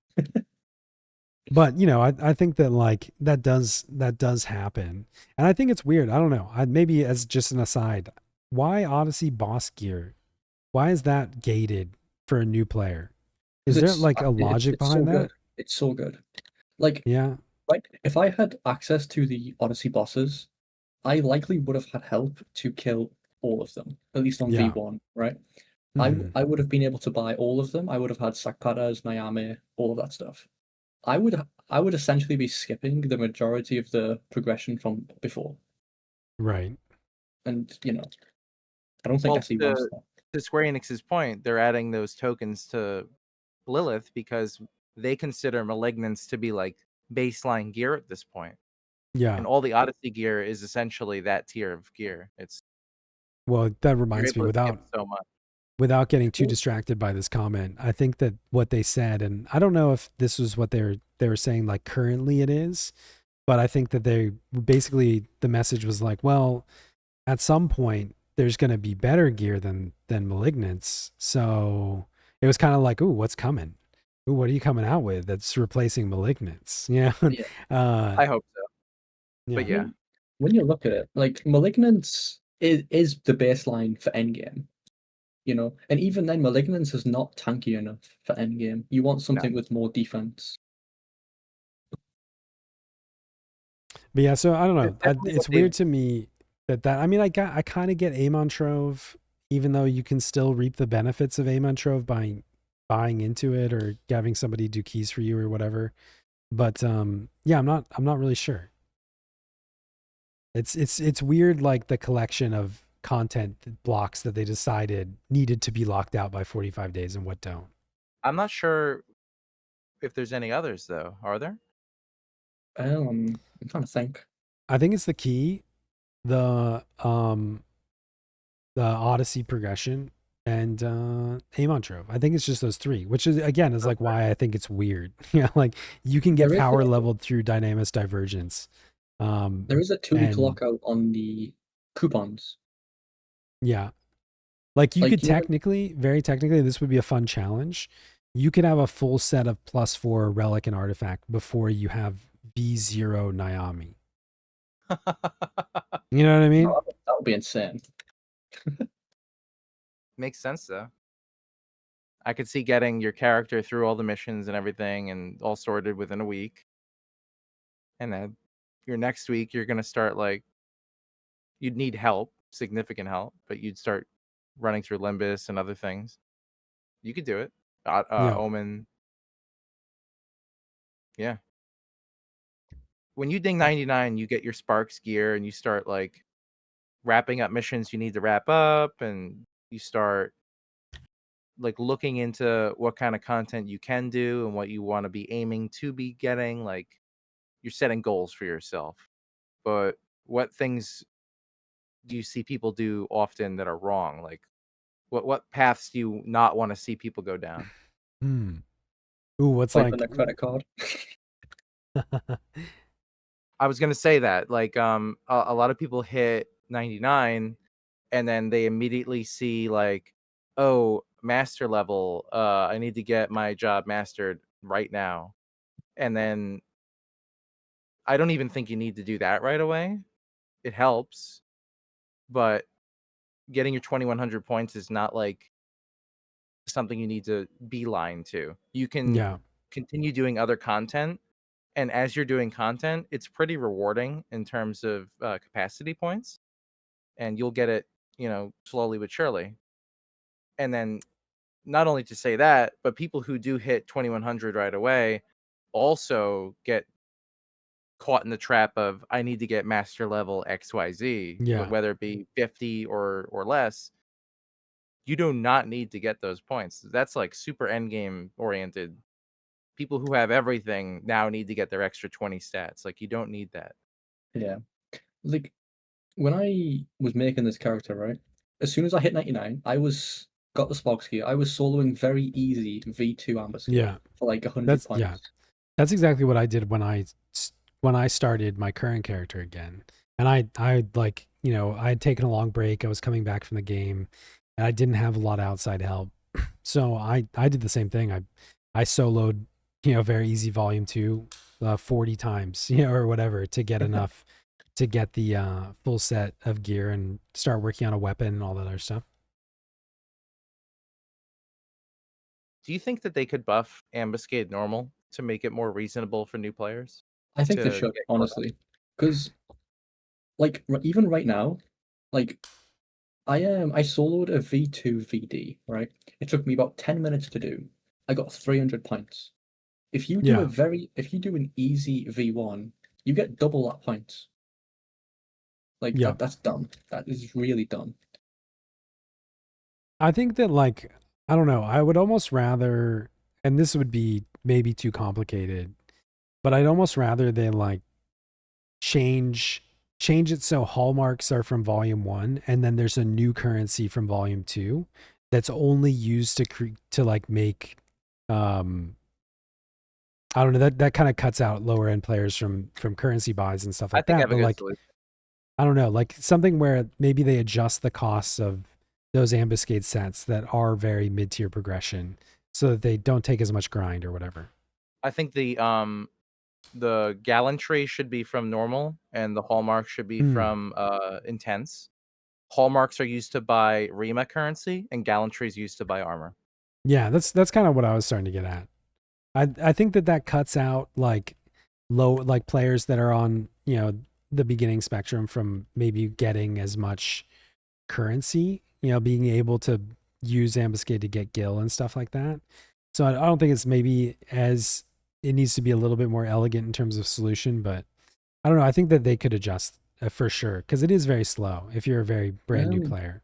Unless you one, get like help and someone carries you through a Yeah, VD intense ambuscade, it's going to be like really grindy just to get those yeah, mid-tier gear. And we're at a point in the game where it's so mid-tier that um you don't really need to hold yourself up by doing so much very easy normal yeah. ambuscade just to get that gear. You're going to replace it soon, Right. um, Although I would say, like in general, I would recommend to newer players to not look at because it is very easy to get corrupted, right? Somebody carries you through one volume 1 VD, you use your seal on it, and the campaign's going, and you just got like 20,000 hallmarks, and you're like, that would have been hours of my life. This is so much better. This is the only way I want to play. And in a way, it's like, no, I mean, like, enjoy playing the game. You know, I mean, like, do the fights and like go a little bit slower. I think it's okay, especially if you're brand new to the game. So I would always caution against like gotta go fast. It's the same thing as like, oh, I gotta get master level 50. You don't have to be doing VD Volume 1 to get maximum profit from it yet. But I don't know. Shiraj was starting to say something. That's good. As Max said, they did redo the total hallmarks, and you only need like 5,000 total like hallmarks to basically build a stage 4 like ambuscade weapon, and you can Yeah, get they've made it almost so much easier. Oh a yeah. full +1 ambuscade set. Yeah. You won't have the pulse weapon, but you get that Yeah. from monthlies if you're doing them. Like when I made this character, I was sold on a few ambuscades, and then I got offered, "Do you want a VD ambuscade clear?" And pretty much 2 VD clears, well, even 1 was enough really to like pretty much fully get 5 out of 5 +2 ambuscade gear with a stage 4, with just 1 clear. Like you get given all of that through total hallmarks, and it's every month. You know, Yeah. it's really nice. No, I think what their middle ground solution was a good thing to buff the total hallmarks. Yeah. I'm just thinking from a perspective of like I'm a solo player, I have Yeah. nothing, and I have to do VE normal, and how little rewarding it is. Maybe if the normal ambuscade at low difficulties gave more total hallmarks or something, like if they changed the system, but it would Yeah. require like them changing a lot. Yeah, I think I don't know. I don't see why maybe adjusting even just the hallmark rewards so it's a little bit more equivalent, but it does feel pretty slow. And I don't know. I think that they I could think to fix all it. of our points though, like at 99, one of the first things you should do is to try to get into ambuscade to Mm-hmm. reap the benefit of that adjustment and Also, get domain yourself invasion. As soon as you hit 99, start doing it. And domain evasion. oh yeah, domain invasion, sure. Oh yeah, That's a that's great right, because you get a lot of domain invasion Yes, as gear. soon as I hit Yeah. 99, I basically started like doing daily DI, you know, getting my 100 points. And get then your I basically had like 800 points before I could use it, like anything, you know? And it was really nice, helping me get a Nice. good startup. I would normally be Uh, telling people to like start their imprimatur grind too, but now I don't even think you need to with the adjustments coming. So that's a good thing. I mean, it's always nice to like knock out, early. One thing I do before we move on fully from Ambuscade, I do want to, because this happens, I think probably to like 50% of people that come to the game. They get it. Maybe they grind out a bunch of, volume 2 ambuscades, or maybe they get carried through a volume 1 VD, whatever. And then, a couple weeks go by and they're like, wait, where are my points? Because Oh they no, don't yeah. realize that all your hallmarks in Gallantry reset with the patch. So if you are a new player and you are going the ambuscade route, make sure you spend your points when you get them. It would be my recommendation. That's like the only system in the game that resets monthly. Yeah, Besides login points. which is great. It's great for being able to buy, more currency every month and everything. But yeah, it is pretty painful when I have a friend that just did that. We did during the campaign, we did some volume 1 VD. We got him a ton of stuff. We got him like, a pulse weapon, and, he unlocked all his stuff, decided to switch jobs, and he's playing a different job now. And he's like, oh, I'll buy some of the ambuscade stuff later. And then the week after the patch, this last patch, he was like, wait, where'd all my points go? And so I Oh was just like, no. oh no, no. Well, to our point, like if you're this imaginary friend character we're trying to, teach how to do things, Mm-hmm. they now have their ambuscade +2 stuff. I think a great point for them to like work towards, as long as they've been doing the domain evasion stuff, they can start working on doing Esha stuff, Yeah. get accessories, and that's a great way to get their pulse weapon. Like have someone work with them, team up with friends or stuff, and do a tier 3 over and over again. Get a bunch of what is it, silt that you need. Yeah. Eventually that'll lead down the road towards them getting their first Rima, which is likely an Aeonic, because they won't have gilded by a relic, and they won't have all the experience to get an Empyrean or a Mythic right away. But those are like long-term goals, I would say. Yeah. Yeah, I would And say, they're job specific. Another thing in that sense, like going and doing your Esha and M's is a good one. There's still some great stuff, like some of the accessories and things like that are really good. There's even some good, like Herculean gear is still a nice little like bridge in a lot of senses. If you're looking for transitional gear. To that point, though, if they are getting Herc gear, Chironic gear, all that, you need to like. No guides are out there that are like updated now. I doubt the 1-99 guide has this in it, but like they did the dark matter update, and that's something you should be working on every day as well. Yeah, starting to like target some dark matter augments, but I feel like that's like a fine tune from the weapon skill damage augments. Yeah. Honestly, new players aren't going to have access to Herculean gear too easily unless they spend like, I think it's 800 points, 600 points of DI points. And that's for one piece. Yeah, like I don't even have Herculean gear because I can't solo it at this stage. And it takes far too many DI points to get. Far too many. Like you're better off buying the 200-point weapons that come from Escher Wuhan. And then use that as a stepping stone because they're too expensive. So you're saying I'm skipping a step. You're skipping a step, yes. Unity NMs, another great thing to start. Oh, true. Picking up your key Unity pieces, your selfie belt, those kind of things. Yeah, I was actually able to solo Emperor Arthur for that safely belt with +1 ambuscade gear, 119. Oh, nice. Yeah, it was honestly not too bad. Yeah, so I would definitely recommend that as well. Unity was a really good one. There's a bunch and of also Unity like once you get like... into Odyssey and everything else, they'll continue to scale. And you'll unlock a new stage of them and all this other stuff. But half those Unity items are still like necessary, even if you get everything else. Especially the accessories like the belts, the belts, the earrings, the rings, the neck. Oh yeah, and depending, Deluxe makes a good point. Like depending on what you're farming too, they can be a good source of gil.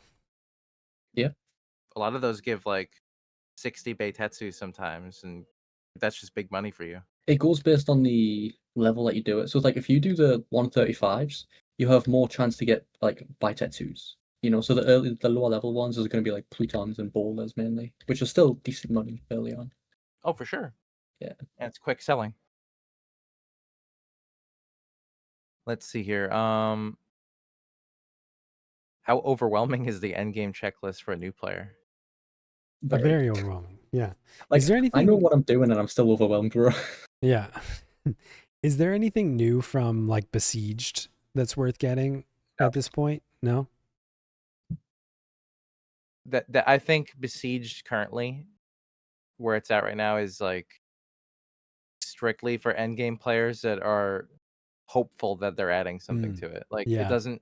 I think Besieged is worth doing for the EXP and exemplar points for new players. Oh, okay, nice. But for the rewards, there aren't really any rewards. The rewards that are in game right now, the weapons that boost yourself during Besieged, they're basically Sparks weapons. Yeah. They're basically domain evasion weapons, I'd say. Yeah. Like, they don't even have that good of, like, stats. It's just base stats. Yeah. I would not recommend people go out of their way to grind Besieged. But if you do happen to see it while you're doing other content, then it's a nice EXP boost.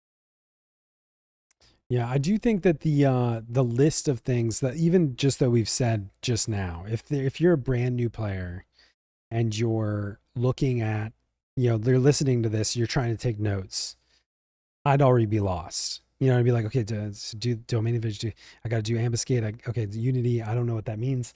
Like there's so many different systems that they've added all over the years that it can be super confusing and it can also be super overwhelming. Yeah. And we haven't even gotten into like, oh, start doing Omen as soon as possible. Start doing your dynamic divergence with the link shell. I think the best course of action, unironically, after you hit 99 and you start doing the few things that we said already, like, is to find a link shell. Yeah, that's exactly what I was going to say. Oh, perfect. Yeah, that's exactly what I was about to, kind of start leading into, is that like this idea that, earlier we said you're not going to find a party in Volcrum Dunes. You're not going to party leveling up. But once you hit level 99, that's when the group content and the social aspect of Final Fantasy 11 is going to kick in.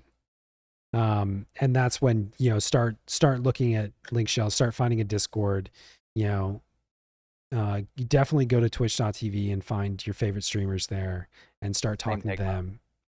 Or Myth, or any of these other people that are great streamers. Shiraj streams sometimes. Find a community and they'll help guide you and maybe even help you do some stuff. It's kind of jarring, right? Because like this game has evolved into complete solo play for the first like leg of it. Yeah. And then you get past that point and then it's kind of a brick wall and everything you were doing doesn't really work anymore. And now you need to find people to play with. Yeah, I mean, I think it is difficult to find a link shell or to find a group, like especially if you're coming at it the way that it's worked for you in other games. You know what I mean? Like I'm playing World of Warcraft right now. Everybody can stop watching the stream. I know that's what happened last night. We played World of Warcraft and everybody disappeared. But I'm having fun. But for whatever reason, I don't have a guild in World of Warcraft because I haven't played the game, or I'm playing a new character, or I haven't played the game in a long time. And like every 20 minutes I get invited to a guild. And I'm not sure what the scheme is going on. I don't really know what it is, but you get inundated with invites, and like they have these systems for forming parties and forming groups and looking for raid and all this other stuff. Nice. If I were to guess, I would say it's similar to the way 14 does it, because in 14 they do the exact same thing, and the reason why is because anyone who's in the free company in 14 who participates in just playing the game, you get like points, like free company points or whatever. Yeah, and the points can be used for money, You can like transfer that like points to like the submarines, for example. So like these people are actually preying on the new players, just accepting invites, and they benefit without even telling. Yeah, so it could be like that. But yeah, I mean, I think that if you're going to Final Fantasy 11 like that, like especially if you're on Shiva or like a smaller server, like if you're shouting like, "Hey, anybody want to do ambuscade?" Most likely nobody's going to answer you. If you're looking for a link shell, you may or may not find one.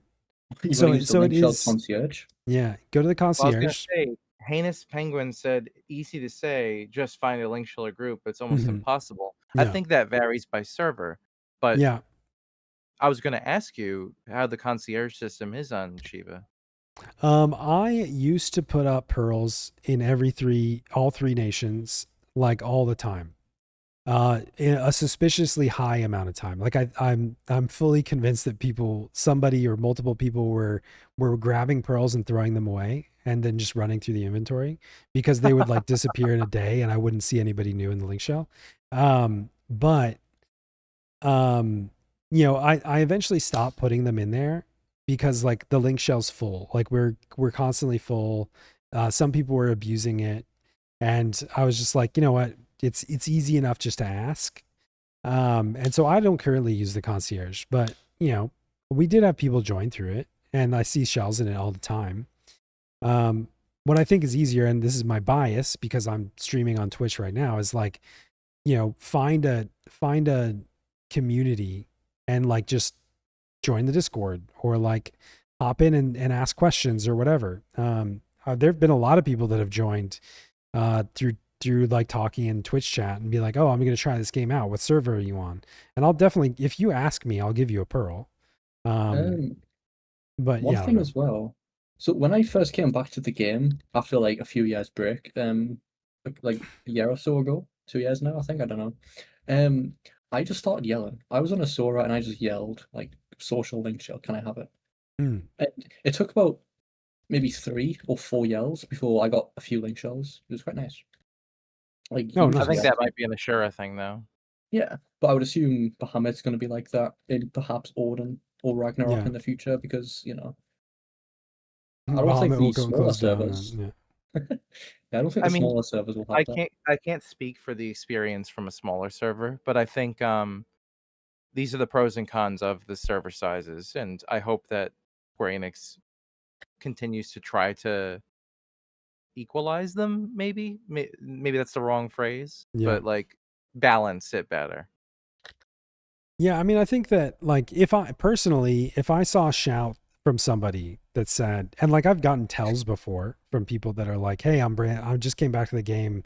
Somebody told me that I should, see if you have a link pearl." I'll give them a pearl. Or if I saw somebody shout, I would absolutely, you know, I'd respond to it on Shiva. But the question is, will I see it? Is the larger True. question? Yeah. But I don't know. I think What that Penguin had it. said was that the concierge system has a lockout, which I wasn't aware of. Oh, I didn't know Um, that either. That's good to know. so that even gives more credence to like trying to shout and ask people rather than just rely on it. But yeah, I mean, I know it can be difficult. Man, I got a ton of matters this week. That's crazy. I think I got a Lucky. bunch of them. Um, but yeah, I don't know. It's difficult. I think they changed it to 1 time per hour. Okay. Um, but I do think it's crucial. You know what I mean? Like, and whatever route ends up working for you, whether go to a Discord. I think that there's, a Final Fantasy 11 Reddit Discord. There's a few other Discords that are like larger communities, and find a link shell there. I do think that I 100% agree that the systems that they provide in game are super limited, and if you're just playing through the client, it's going to be a little bit harder to find a group of people. I agree with that. So,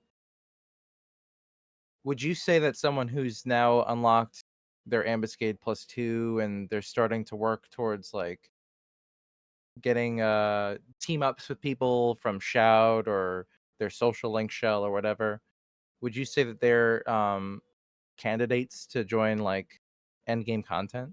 No, Or I think that's kind I, of what w- I was getting at. I would recommend going from like early ambuscade and like DI stuff to a little bit of Unity if you can, to eventually go to skirmish, get like Tail gear, and use that for like get the augments for like phalanx plus, make yourself stronger in that regard because it's easy stuff, you know. I And think all then of these power levels are kind of like accessible for Omen.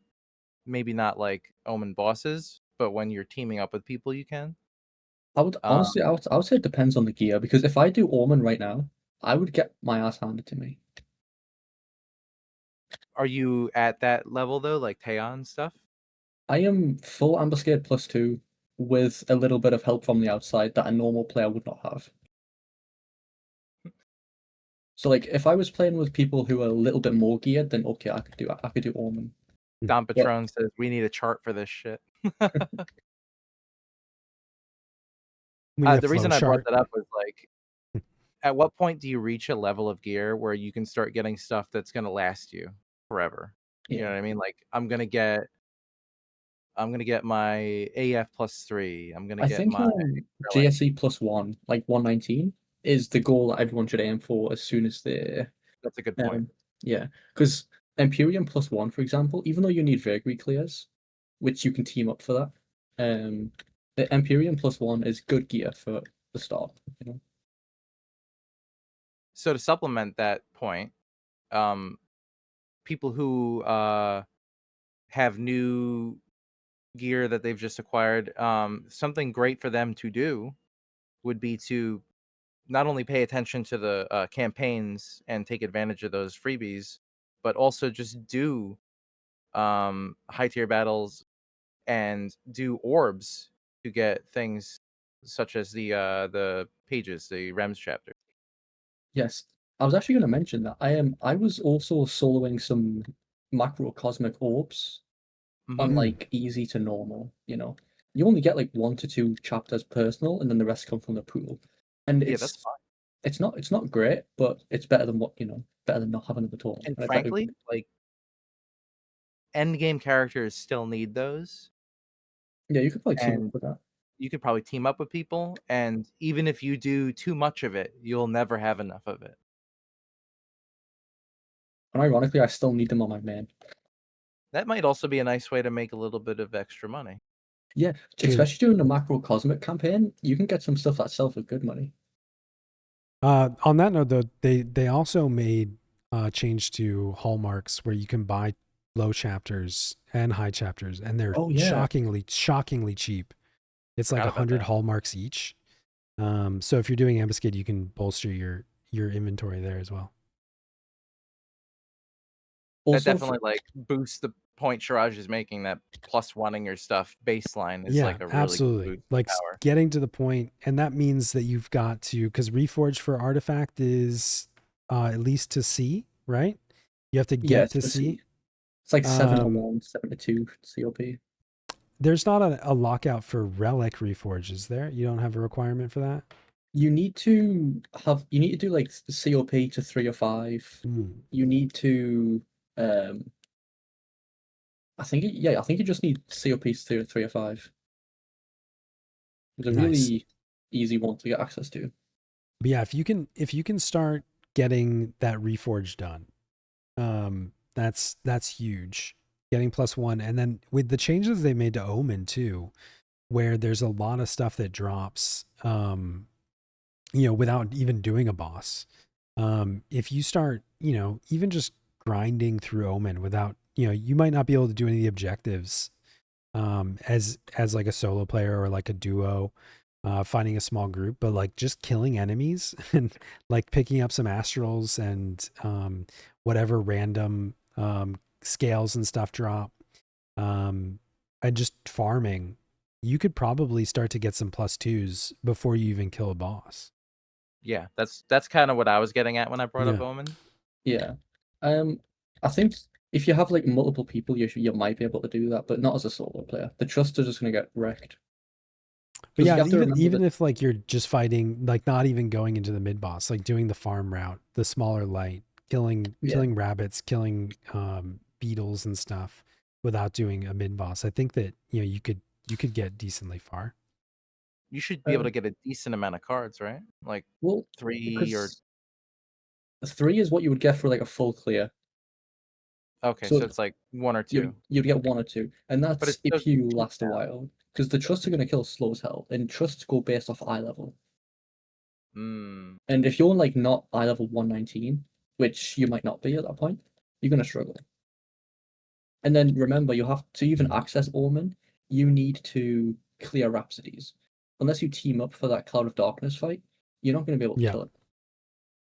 Because I've seen some people do it, which like shocks me. Somebody was talking about how they were like, "Oh yeah, I just soloed it." I was like, "Oh wow, that's crazy." Well, I have a friend that came back and he's a returning player, and I kept asking him like, "Oh, when you need help, just let me know. If you need help with Cloud of Darkness that's coming up, just let me know if I can help you." And he's like, "Oh no, I killed it." And I was like, "What?" And then I remembered that he was like an old school like raid leader in Dynamis back in the 75 era. I was like, "Oh, you know what you're doing. You're just catching up on systems." So like, yeah, that makes sense. He knows how to play the game. Like if you know a little bit about the game, you can solo it, but like for the majority of new players, they're not going to be able to. But Maxim makes a really good point that I always forget about. Artifact Reforge is expensive. That is true. It's really expensive.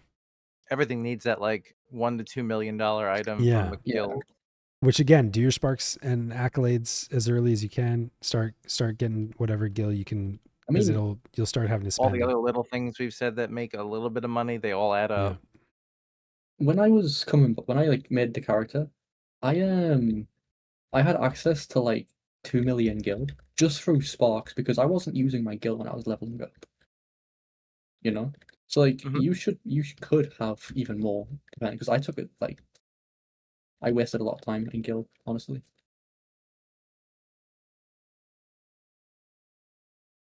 After Omen, I would say like then you'd start to get into Dyna D territory to upgrade your Yeah. relic, and then after Yeah, that, Odyssey and Sortie, yeah, right? Dynamis it still has a player entry requirement, right? Yes. Yes. Yeah, and so like that's going to require a group. You know, like that's like maybe the first thing you run into, that like you have to have a group to do it. So like I think that is maybe a little bit later progression, but you know, you're not going to be doing wave 3 clears, but I think, you know, if you can at least farm some wave 1 with a form up a party, farm wave 1, you could in a couple weeks get the 100 kill requirement pretty easily without even doing the mid boss. So there's also routes within that to kind of slowly work through it as a new player. I think what Maxim said is true too. Like maybe even doing Dynamis is like more end game than just jumping into Sortie solo and Mm-hmm. getting 1,000, 2,000 points and start working towards getting +2 gear. Yeah, that's true. You know, You figuring even need out to do that, I bosses mean, in we've Sortie talked mode. about that before with Sortie. Like, Yeah. there's a lot of like non-combat routes you can take in Sortie to start getting, you know, a few thousand points a day. And if you do that every day, Potential um, sapphires. yeah, you know, maybe you get some sapphires. True, that's going to be the hard part because there's only so many blue chests you can get. But you know, if you start doing that, you'll end up with enough points to get some +2 Empyrean And gear that for +2 sure. gear is arguably a lot better than a lot of the relic and Yeah, artifact, absolutely. even at +3. Yeah. Um, I have a note here. What events would you consider dead and are not worth a new player's time? Ooh, events that are dead that aren't worth a new player's time. Um, I mean, I think Olympus. that there's Olympus. Olympus.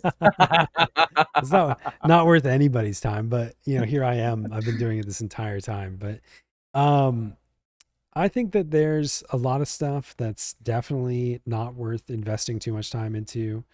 Um, and I think that there's also stuff that's like, oh, you can skip that. You know, like Yeah. don't worry about like I see a lot of people that are like, oh, the guide says to get my bailed gear. And I'm like, you don't, I mean, that's like kind of an unnecessary mid step. If like you have to, Yeah. like you have no other route for an upgrade at this point and it's better stats, you can do it. But like I think like some of that stuff isn't necessarily worth doing.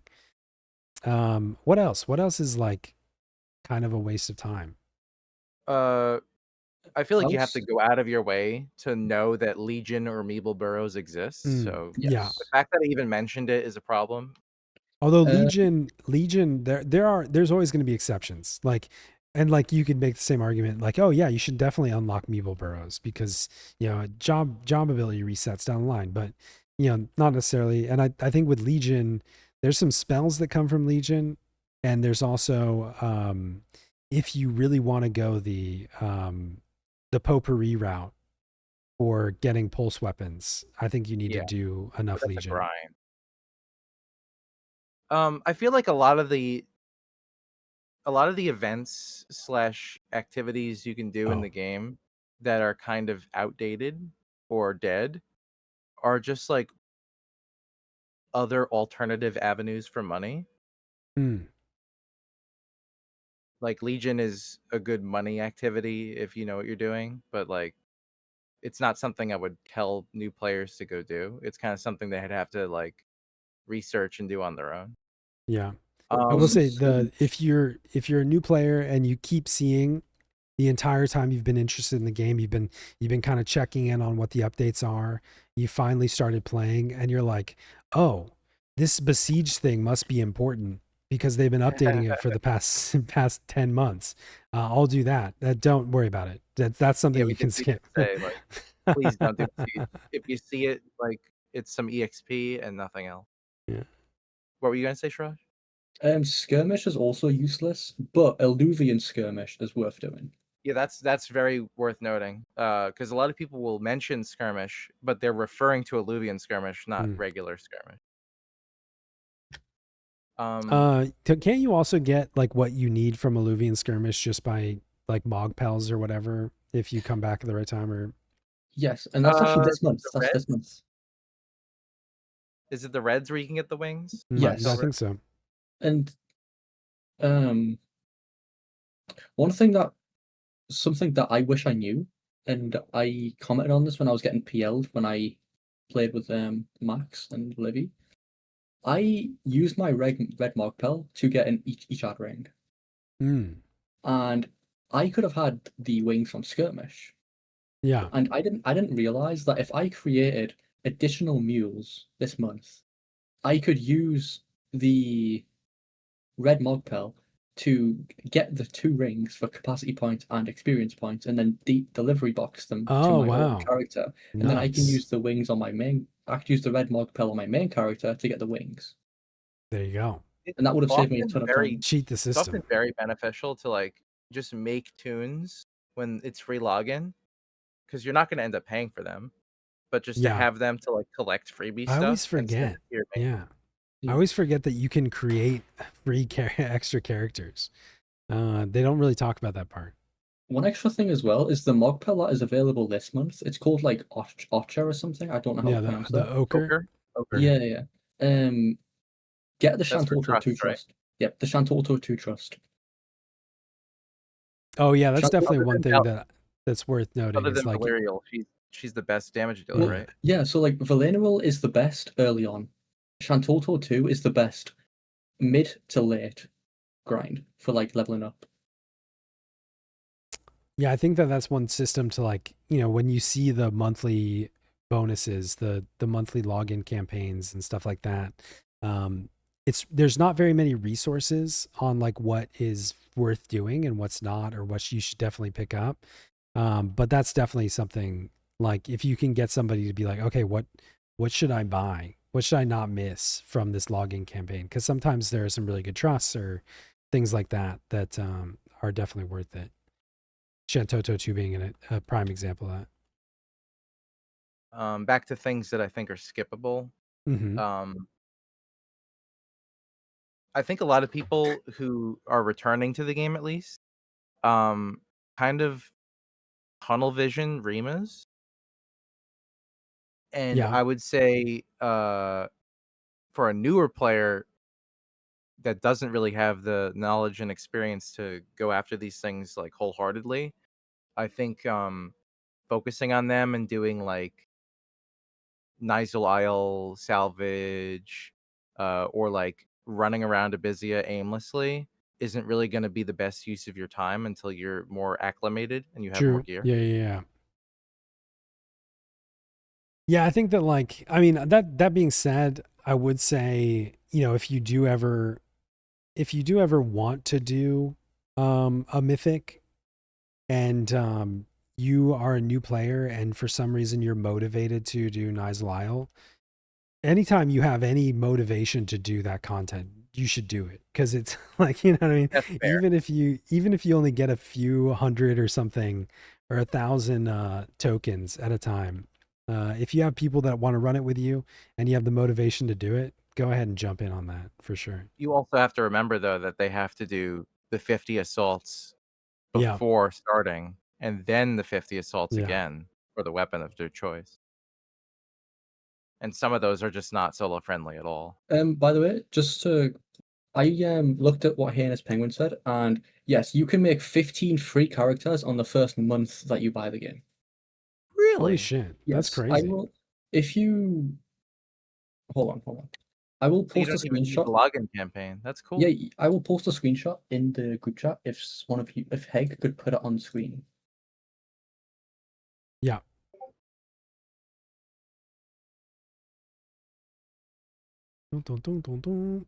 So, like, for the first month of like a new player, it's definitely worth it, even if you don't keep them subscribed. Wow. Wow, that's trial crazy. Period discount. Yeah, like make all those characters, man. Yeah, because I already made one of them. So Here, let me Sometimes, find this. as a new player, doing like silly tasks to just grind, like get a freebie here and there from logging in your characters daily. That's worth Well, it. I mean, I just learned about that now, so I'm going to be taking advantage of it. Yeah, that's smart. Yeah, there you go. So, Hopefully this doesn't have any of your personal information, credit card. Okay, good. I'm glad I checked after I put it up. What you're saying, Penguin, I don't think most new players would know this because most people don't know this. That there's a trial period and you can just make a ton of characters and benefit from that. Yeah, and then presumably, once you have them on your account, you don't pay for them in the future, and then you might have to go and manually deactivate them. I'm not sure, but then when a free login comes around, you have all 14 characters just like that can be logged in. That's crazy. Not only that, their 45 days are up. Yeah, they're marinating for the 45 days. Yeah. Also, the when that campaign comes around for the login, you know the Empyrean items. I wouldn't say that because it's happened like once every 2 or 3 years. No, they used to do it once a year, once every 6 months, and I actually 4 years ago, maybe longer, might have been 5 years ago, I made 14 alts right after one of those campaigns ended because I was like, ooh, I got to get in on the next one, and they haven't done it since. So I think that they maybe realized how people were abusing it and they stopped doing that campaign. Maybe. I hope they bring it back. It was great. What we're referring to is from the login campaign, you were able to buy Empyrean upgrade materials. Yeah.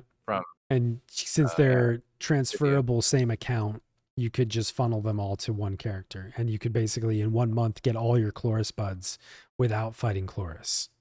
Or Glavoid shells or anything that's like inconvenient.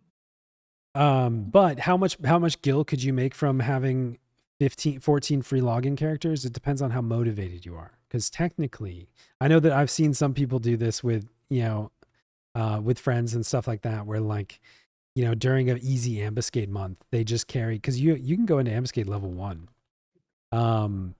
You take a level 1 mule with you and you just cap their points out and then you rinse and repeat. And by the end of the cycle, you have 15x full hallmarks. But that depends on how much work you want to do, because that's a lot of work. And as anyone who's done a lot of ambuscade will say, like, you buy the most front-loaded hallmark to gil items at first, and then as you get further and further into your monthly hallmarks, like you get to the 150k 200k mark, you're spending a lot of hallmarks for not so much gil at that end. Just having another character to do it on is actually more time efficient. True. You're buying heavy metal plates and stuff right off the rip, and you're getting a lot more gil to hallmarks.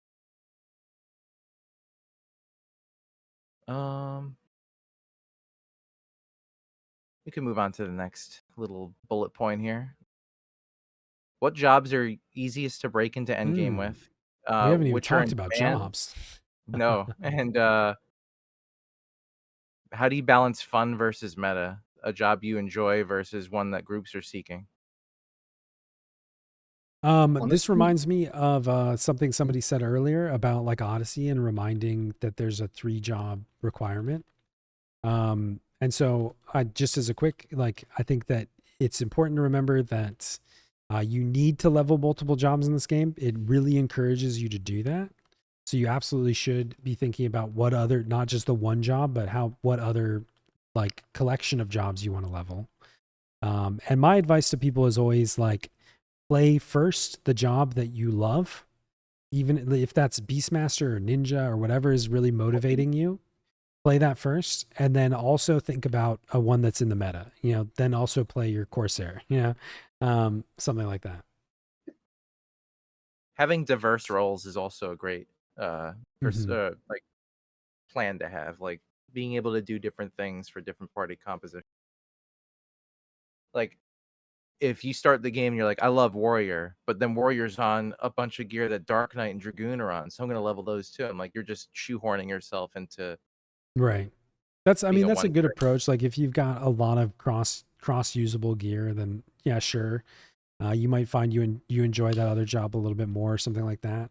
But I that recommend was that as like my, a fourth or fifth job, yeah. not a second or third, When I personally. first came back to the game, that was definitely my approach of like, okay, I'm gonna make paladin first because I can be a tank, and then I'm gonna make warrior because that's the job I really want to play, and then third I'm gonna make scholar, so that like I kind of allowed myself to fill in 3 different party roles. Um, and I then like I that a lot. slowly convinced everybody that I don't have those other roles and I only play warrior. I mean, ain't it the truth? Yeah. What, How do you Shiraj, what's balance your it? advice? I know, Shiraj, you went straight for Rune Fencer. What would you do as a new Well, player? actually, so when I first came back to the game, I was a paladin. Like I Hmm. originally started off as a paladin main, which we don't talk about. Um, I would honestly say white mage is the easiest. Tank is also an easy one, but I would say rune fencer over paladin. But even then, it's kind of like scuffed. But I would say corsair as well, because Yeah. you get level 99 corsair, you buy the ring off the auction house, and then you are able to do a decent amount of content. I'll take a ring Corsair into Limbus. I don't care. I mean, I think also like, um, it's worth noting, like, I think tanks are a good place to start, but I also Tanks feel will like, have an invite to everything. yeah, they'll Yeah. have an invite to everything, but maybe Shiraj, you're more of an expert on this, but like, I would almost say that a tank is so gear dependent as you get further into the end game. Like I've had so many like, people that are, oh, I'm playing paladin. It's like, oh, cool, you're tanking. That's great. And then like as soon as you join a group with your mid-level gear and you're dealing with like, a warrior that's in with a prime weapon, you're like, oh, I'm not tanking at all. Cuz like you Um, have to have your enmity gear and you have to have all that stuff sorted out. I think it depends because, like, when I first started out, I had Thief. I farmed my own Aegis, right? And I went to an endgame Linkshell and I was like, hey, I'm new to tanking in endgame. Could I join? And they never let me tank something by myself straight away. Yeah. We always had a second tank for stuff like Dynamis or Omen, even Aeonix, Yeah. And I don't think any group would have. I don't. If any group is putting a new tank to do like Odyssey, they're set up for failure. You know. Right. But yeah, so I think that it can be really, really gear dependent. I mean, I always encourage people to tank because I don't want to have to deal with it. But like in Dynamis or whatever, that's like my first challenge to anybody that's playing tank. Because I'm like, okay, if you can stop me from dying and by holding hate, then you win Dynamis today. um, and I think that's a good challenge in a way. It can force you to kind of learn how to use your enmity tools and what you're missing and stuff like that. um but yeah, I do think Corsair, if this comes up a lot, and I think my general opinion is if I could encourage somebody to play one job that you'll always be useful, almost 90% of the time you'll be sought after and you'll do ridiculous damage in almost every scenario. Corsair is probably one of the best jobs and maybe one of the fastest to get to that point where you're Unfortunately, yeah. extremely valuable. You don't need to make a Rima. You can make the Yeah. Nagling. Well, honestly, I have mixed thoughts on that now because yes, Corsair is the easiest, right? But it's the easiest entry, but it's also the most expensive Hmm. because you need so much GSE +3 or +2, and then you need help to get the Nagling. Like a new player can't just solo that, you know? Right. It Yeah. has a really high But ceiling. uh, you do need help. Well, I mean, you hypothetically could solo it, maybe, like if you get an Amon Trove pulse weapon and you grind out enough. But yeah, I don't know Yeah. how hard Legion is to solo, but Like it's a very good entry job. I just think there's going to be a middle point where it's like a wall. You're going to be a brick wall where you probably want something else alongside it, or It's you I think also just the worth want harder to. part, we talked I think the about harder pulse part is weapons. getting your like regal neck or whatever to your Yes. rostum. That's where the expensive part comes in. Well, Yeah. I'm as a I don't know if main is the right word, but I'm very adept at core, and I don't think Rostam is as important as people make it out to be. Really? It's not. Like the difference between +7 and +8 is very minimal. +7, I would say, is baseline. You definitely need that. Like if you're using a Barataya ring versus a neck, you're gonna notice a difference. But a Rostam versus no Rostam, as long as you have the neck, like you're gonna do plenty of fine with the chaos damage that you have. You won't really notice a difference in your X hit, etc. But like as Hannes has said with like the nagling, yes, the nagling is easier to get, but nagling alone will not carry you. You need the gear because I actually have a core alt and I did the bare minimum possible for that. And even with a nagling, you still need a lot of other gear to back it up and increase the Yeah, damage. of course. Like nagling alone is not gonna like get you carried into like content, and it I is an think it's held expensive on job. too high of a pedestal, in that people assume getting it is all you need, and then you're Like, good to go. could you get carried because you have rolls? Yes. I just don't think it's the optimal stuff, you know? And regarding the nagling, to go back to it, like we've talked about getting pulse weapons and doing tier 3s in Esha Zeta or doing Legion. I think it's also worth noting that, like, as a new player, paying attention to the campaigns is very important to maximize your benefit and time. And Void Watch is very soloable, Yeah. even at a lower level of gear. You can solo Void Watch NMs. You just buy the little things that weaken them, those orbs. Oh yeah, that's right. I think you can buy them from the outposts in Jugner. Yes. Very easy to do solo, and that might save you some time in the long run if you are having trouble acquiring a pulse weapon. You know, I've um I'm not gonna say how, but I've done like near 5,000 Void Stones worth of Void Watch. I've never seen a pulse weapon. Yeah, Do you I've hardly tag? even do any because it's not What is it, worth Dex? it. I think you're supposed to tag TH4 at least to get the blue light up. No, like during the campaign, like I've never ever seen a pulse weapon in near enough 5,000 Void Stones during the campaign. That's gross. Yeah, it's nuts. Like that drop rate is terrible. I think it's like 1%. I mean, it's the same with like I personally don't. I think I've seen one pulse weapon from Esha Zeta and M's. Um, all my pulse Chastisement. weapons have come from Trove. Personally, That's fair. I think Trove is the best avenue to get them in terms of Yeah. drop rate. yeah. I've seen a few from Um, the Ashazito. so we talked about jobs that we think are like Yeah, approachable. I mean, I think that to summarize, like, I think Corsair is a great one. I think White Mage is a fantastic job to start with, as in your arsenal. Maybe not your first job.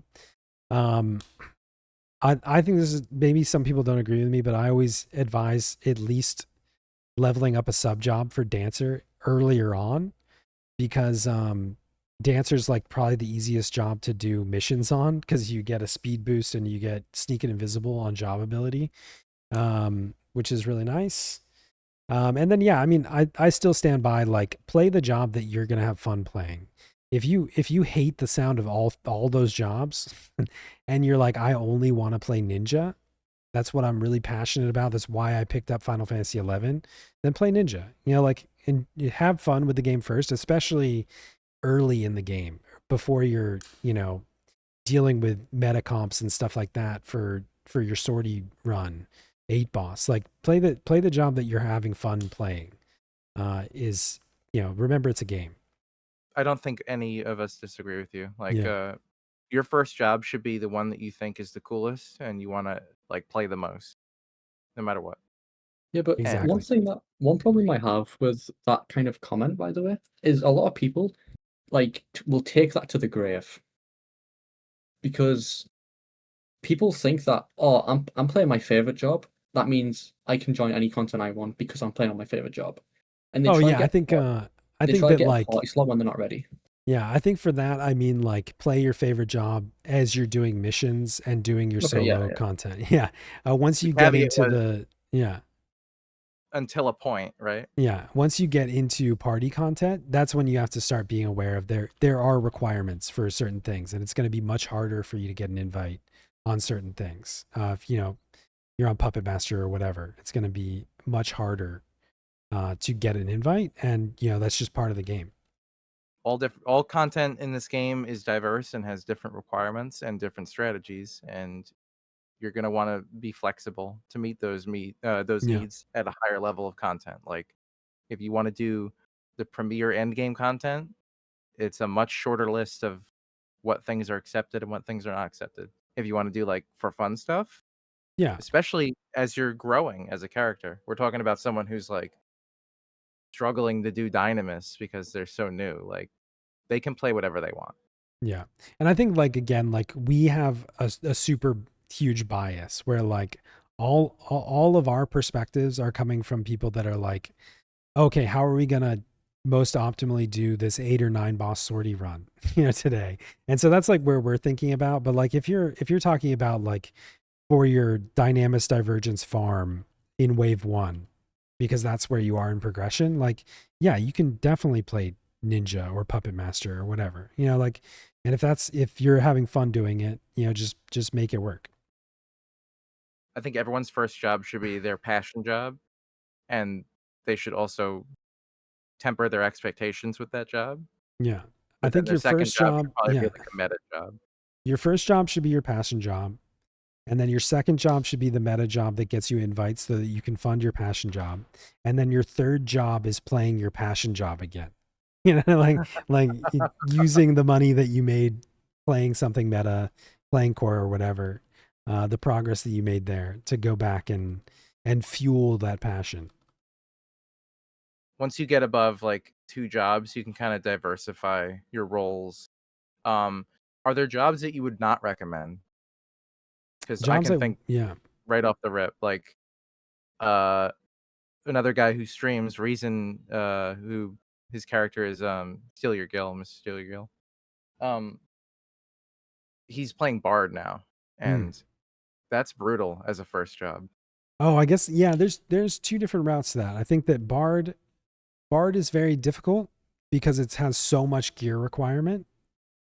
That's a really hard one to start on because like, you know, people have this expectation, at least at this point in the game, it's like, oh, I need a 4-song Yaller horn, you know, prime weapon Exactly. Bard, you know. So he had just finished his Yellowhorn, and he's like, I'm kind of overwhelmed because now I need to get 4-song, and I probably need to work on a mythic, and I don't have honor march, and Yeah. he's getting a little dissuaded. And I'm like, you just got to take it one step at a time, and you can't really get Yeah. hung up See, on that. I It's a think long that's run. the community's fault, like genuinely, because as Hanus is saying, like your 3-song bard with the Aeonic is useful, and even without the Aeonic, some content's doable, like Ambuscade. You know, you don't need Honor March to do Ambuscade, Yeah. right? Or even Limbus for that matter. But like the community in this game is so Rima driven to the point where they think that you need everything best in slot to do the easiest thing, and that does not hold Bard as a good Yeah. job. I mean, that runs like somebody commented on something at one point in one of the YouTube videos, one of the previous episodes about like, yeah, they're playing Bard and they're trying to progress, but they can't, and all this other stuff. And it's like, well, I'm a 3-song Bard and I can't even get an Ambuscade invite because they only want a 4-song Bard. And it's like, well, yeah, I mean, like the weird mental gymnastics of like, we need to do Ambuscade. We have to have a 4-song Bard.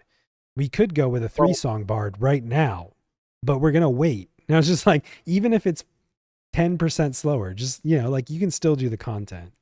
I also Um, have a recommendation for that person who made that comment. Like, if you're a 3-song bard and you just want to do an ambuscade, and they're doing like VD shout, we need a 4-song bard.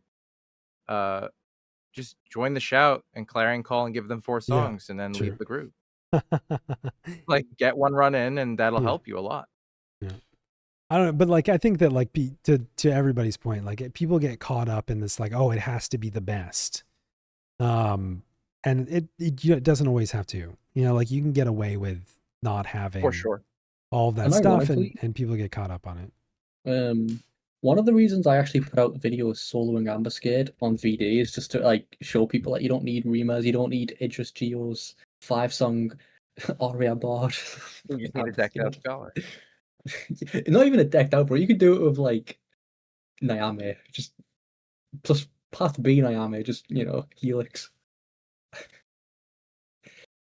I But yeah, do I mean, hate the elitist mentality that's happened though. I think a And I big think problem that with the whole bard thing is that Honor March is 3 songs in one. So like yeah, max level bards essentially are singing 7 songs instead of 3. Because you got 5 plus 2 bonus stacked on the Honor March. Yeah, Honor March is so good, isn't it? Definitely the strongest song in the game, in my opinion. Yeah, it's a madrigal, a march, and a minuet at once in one slot. Yeah. But are there any other jobs that you guys think are a little like too taxing or have a higher floor that are hard for players to break into?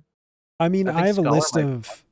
I think or Black Scholar Mage. has a huge requirement in terms of how diverse it is. Same with like Red Mage. Like a lot of people jump into Red Mage, and once they get to Endgame, like they realize how magic accuracy is a really high check sometimes, especially Red when you Mage get kind of has into like like the biggest dynamics gear and stuff like that. requirements. Yeah. You can fill 2 full wardrobes for Red Mage alone because every action it does needs a whole gear Mhm. set. And they're being a multi-role job. You're gearing for healing and nuking and debuffing and engaged fighting. So like you're ending up making so many gear sets compared to a warrior that's making 2 gear sets. To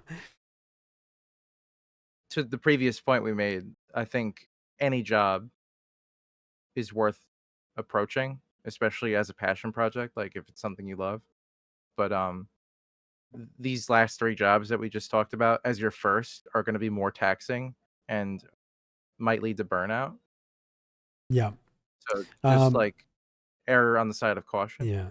And then I think that there are some jobs that just really and like this is, I only say this because like in hopes that there are adjustments made at some point. Like I think that there are some jobs that are so far out of the current meta that like you have to be playing it to play solo. You know what I mean? Like with a few small exceptions, like I think Summoner really struggles in a lot of content. Yep. Puppet Master really And struggles in a Summoner, lot of content. pet jobs in general. Yeah. But to double down on your point, Summoner has like the most exclusive gear in the game. Yeah. Like all of its stuff that's important is Summoner only. So you're going to have like a whole laundry list of things to go out chasing that are just for that job and don't really offer you diversity. If you now level a new job, you have to start over again. Yeah, absolutely. Yeah.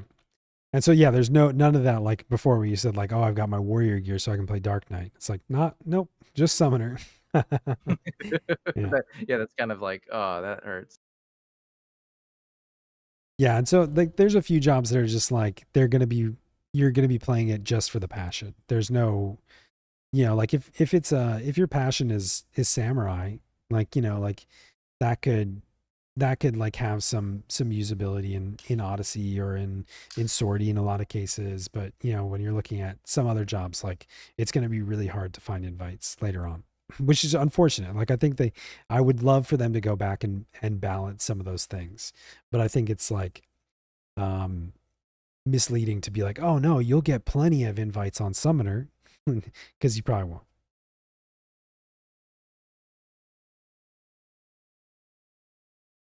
What else? What other like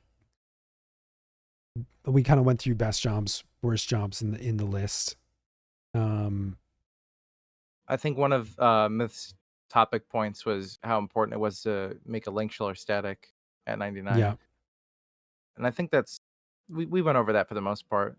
I think it's really important to find your people, whether you find them on Reddit, on Discord, in Hegmo's chat, or if you shout and find friends. Like, teaming up at 99 is paramount to success, whereas prior to that, you can kind of just futz about and go through the story and rely on your trust.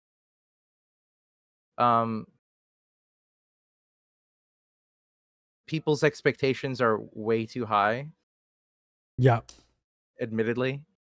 Like, you hit 99 and people expect you to have everything, but you just have to kind of like bear with it, work on things as you can, and be straightforward with people. Yeah. Tell them what you have, tell them your experience level, and a lot of people are willing to make compromises. You'd be surprised. And I think, like, just as a caveat to that, like as a additional point, like sometimes, just like with wanting to go straight into VD volume 1 or something, like as a new player, temper your expectations too. Like you can't go straight into sortie, you can't go straight into dynamics divergence wave 3 clears, etc. You're gonna have to work up to a lot of stuff, even ambuscade.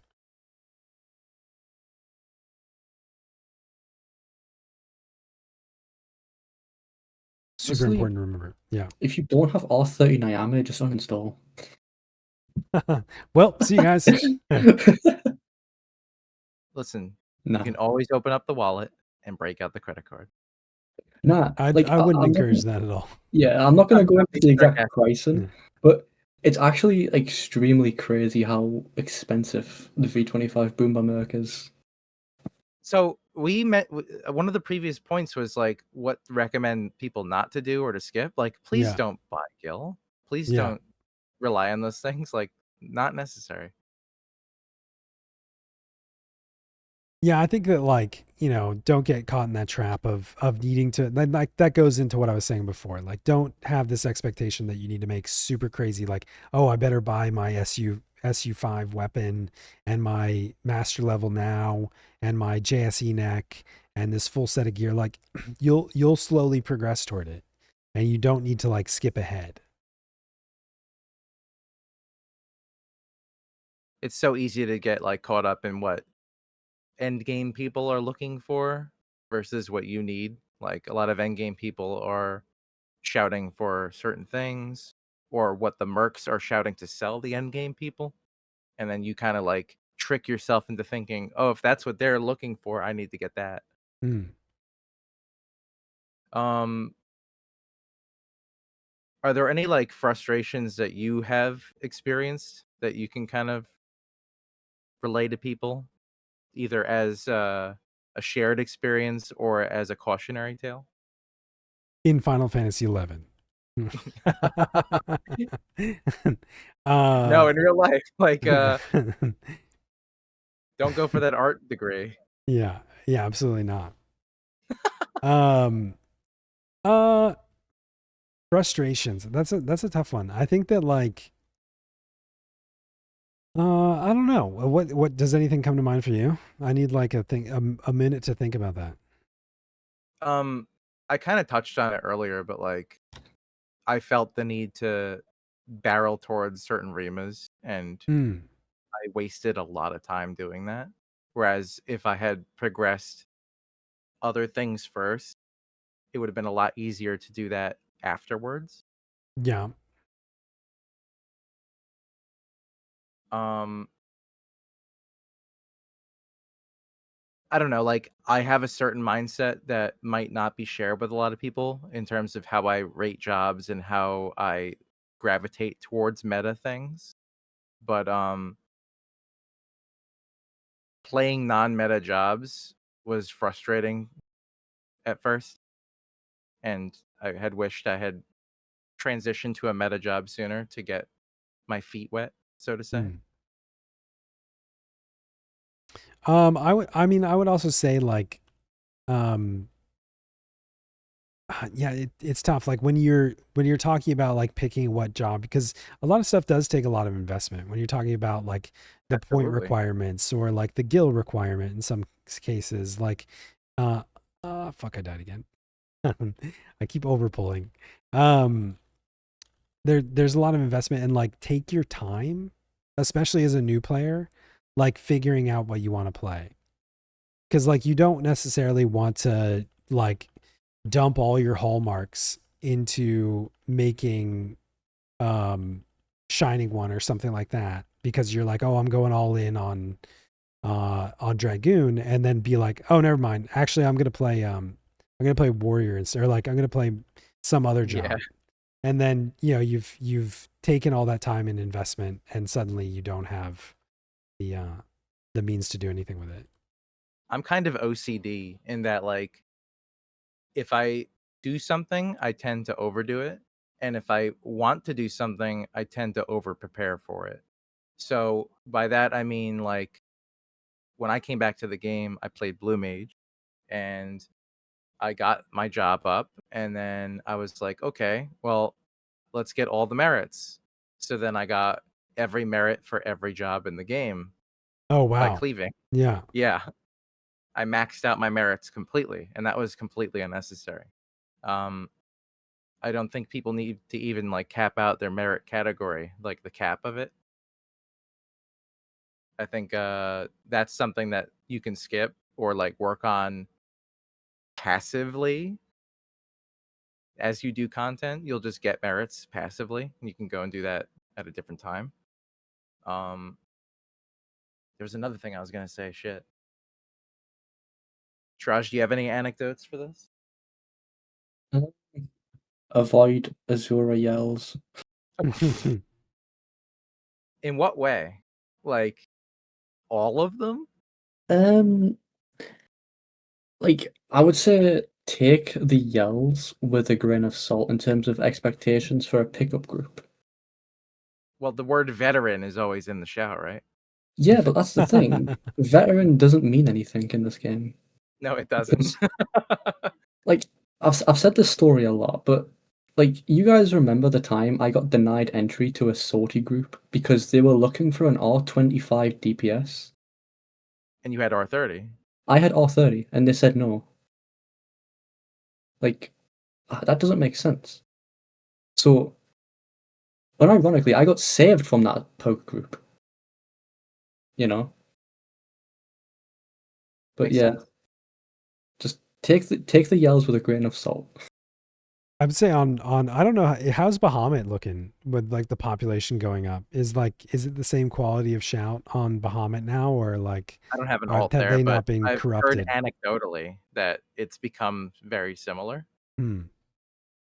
I mean, on Shiva we have like there's only one person that shouts for services all the time, and other than that, like there's not too much yell activity or anything like that. It just Where's doesn't. the where's the red light district on Shiva? Yeah, we don't really have one.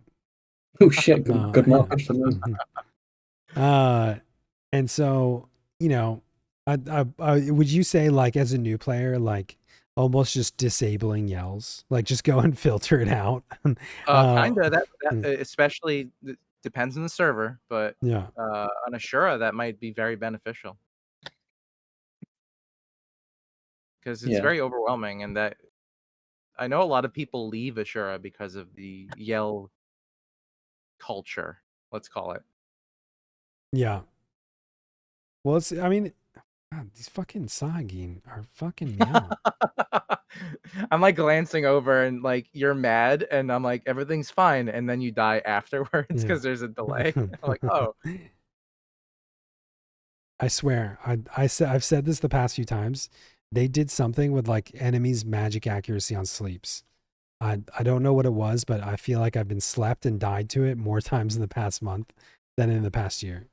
But anyway, do you think the end game grind for new players is shifting? Like what's expected and what they're gonna even need to bother doing? Because I know when I was first getting up 5 years ago, um, a lot more gil items were needed, a lot more abjuration items were needed. Hmm. Uh, Ambuscade lasted a lot longer, and like Lilith was a premier grind. But now, after these updates coming out, I feel like more and more players are gonna just have Malignance gear at baseline and skip a Hmm. lot more content.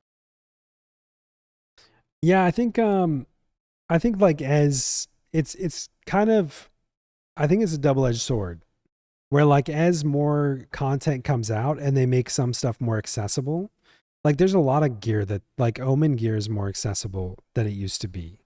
Yeah, Significantly so. Like, you know, your Dynamis Reforge is more accessible.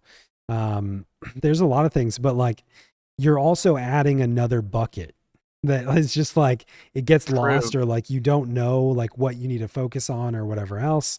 So like as sure, like you'll have better access to Malignance, and as soon as you can do that fight, maybe you can get it sooner, etc. But there's also going to be something else to like to chase after.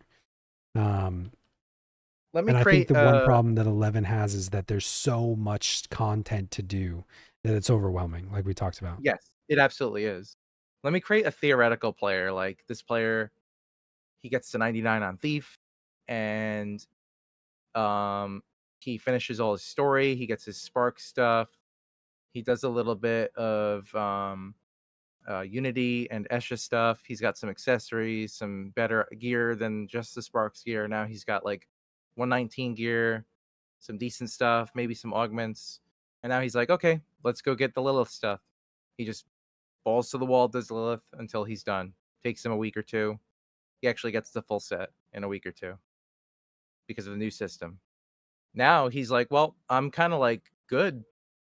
I can go do stuff. I've got Torrent and Nagling, and I've got my Malignant set. I can go out and get my Artifact +4 from Limbus, which is basically on par with a lot of other endgame gear, and I can get my Relic gear from 3-manning with friends when I can, or buying the gear from the auction house. You know, the void pieces and the stuff for the Relic, and I can +4 that set too. So now he's got +4 Artifact, +4 Relic, Malignance. He's kind of got all his bases covered except for Odyssey gear. And a lot of those weapon skill damage pieces from the +4 are on par or better than the Nyame at 30. True, true. Yeah, yeah. So I mean, when you're getting it's at like kind of like a weapon skill damage 12 piece or something like that. it's like on par, or like even if Yeah. it's worse than Nyame, it's damn close. And then uh, we're not there yet, but these two capes from Limbus are damn close to beating Ambuscade capes, right? It's really close. Yeah. Yeah. I don't know if I don't know. I'm still on the fence about that. I don't know. I don't think that, I don't see how it could in a lot of cases, unless you're looking at like a strength agile weapon skill. True. But you know, it's tough to say, but I kind of think these capes, this is an aside, but I do think these capes from Limbus deserved to be better than Ambuscade Yeah. capes, considering you can get an Ambuscade cape in a day, Oh yeah. You can and get an ambuscade cape in an these take hour. like You know 2 what I months, mean? 3 months. But to my point, like I think the structure of endgame progression is changing inherently because they're just easing the lower stuff down and raising the ceiling of newer Yeah. stuff.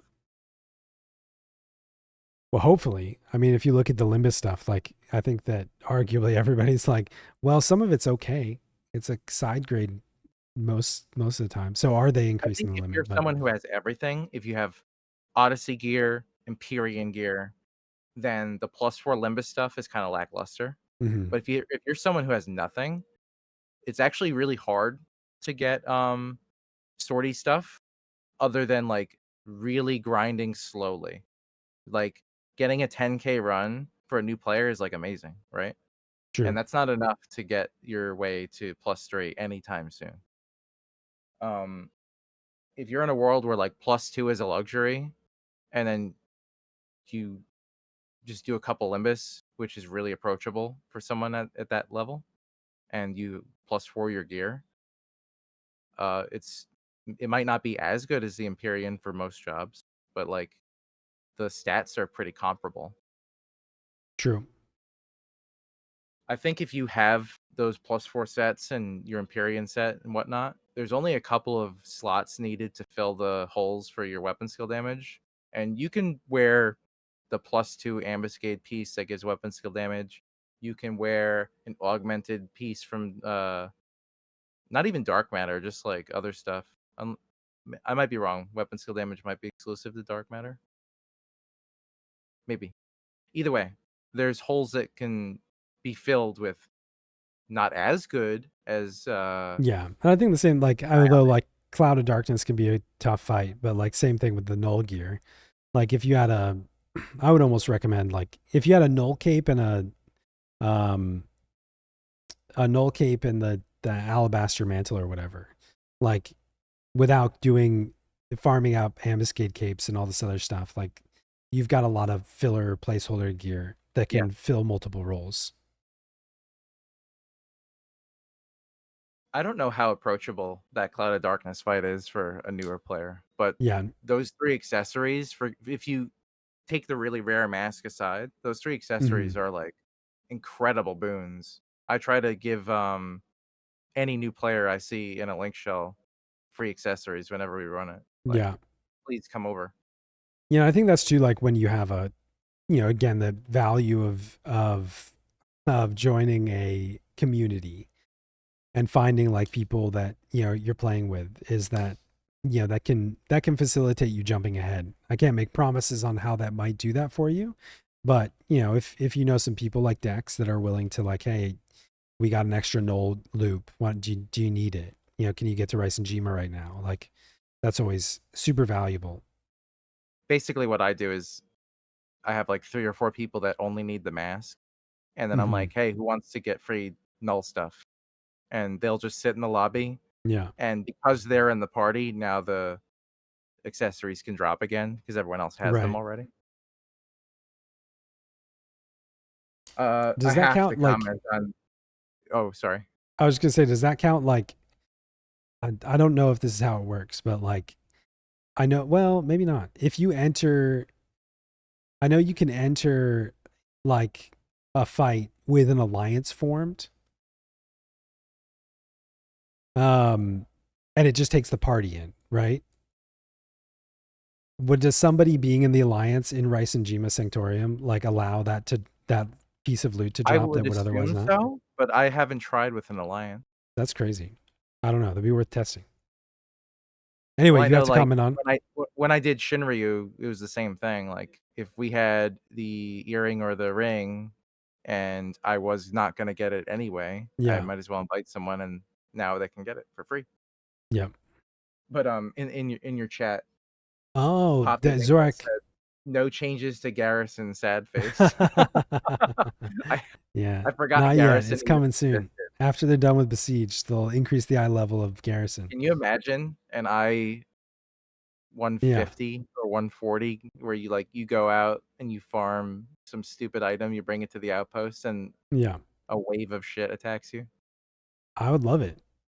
I If it think gave me they're exemplar points, if they were like locust mobs that came out and they had a multiplier on exemplar points per wave that you killed, I'd do it. I think realistically, like, Garrison was, for people who don't know, Garrison is extremely old content. You'd get a rare EX item from like a Beastman stronghold. You'd bring it to the outpost. You'd do a quest, and you'd get like an alliance together, and it would start the Garrison event, and Beastman hordes would attack the outpost.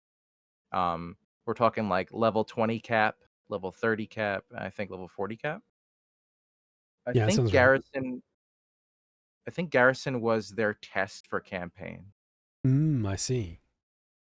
Zorak has a really good strat for the Cloud of Darkness stuff. Just delivery box yourself the null pieces that you don't need or that you need to drop, and then it clears them from your inventory. No, you clear them from your inventory, and then somebody can just sit outside. And if you get the They can drop, sit you invite outside them. anyway. The people that I bring to get free drops, they don't Yeah, but enter that's the arena. then you like if everybody in your party has the Oh, I null see what you're loop, saying. I you see what you're delivery saying. box it out, and They then don't even need to come. You can just shout, yeah, "Hey, it's in the pool exactly. right now." Yeah, I yeah. see. That makes um. Is there any other 99 like progression stuff to cover? Anything that Uh, there was something that I thought of earlier, but I've already forgotten it.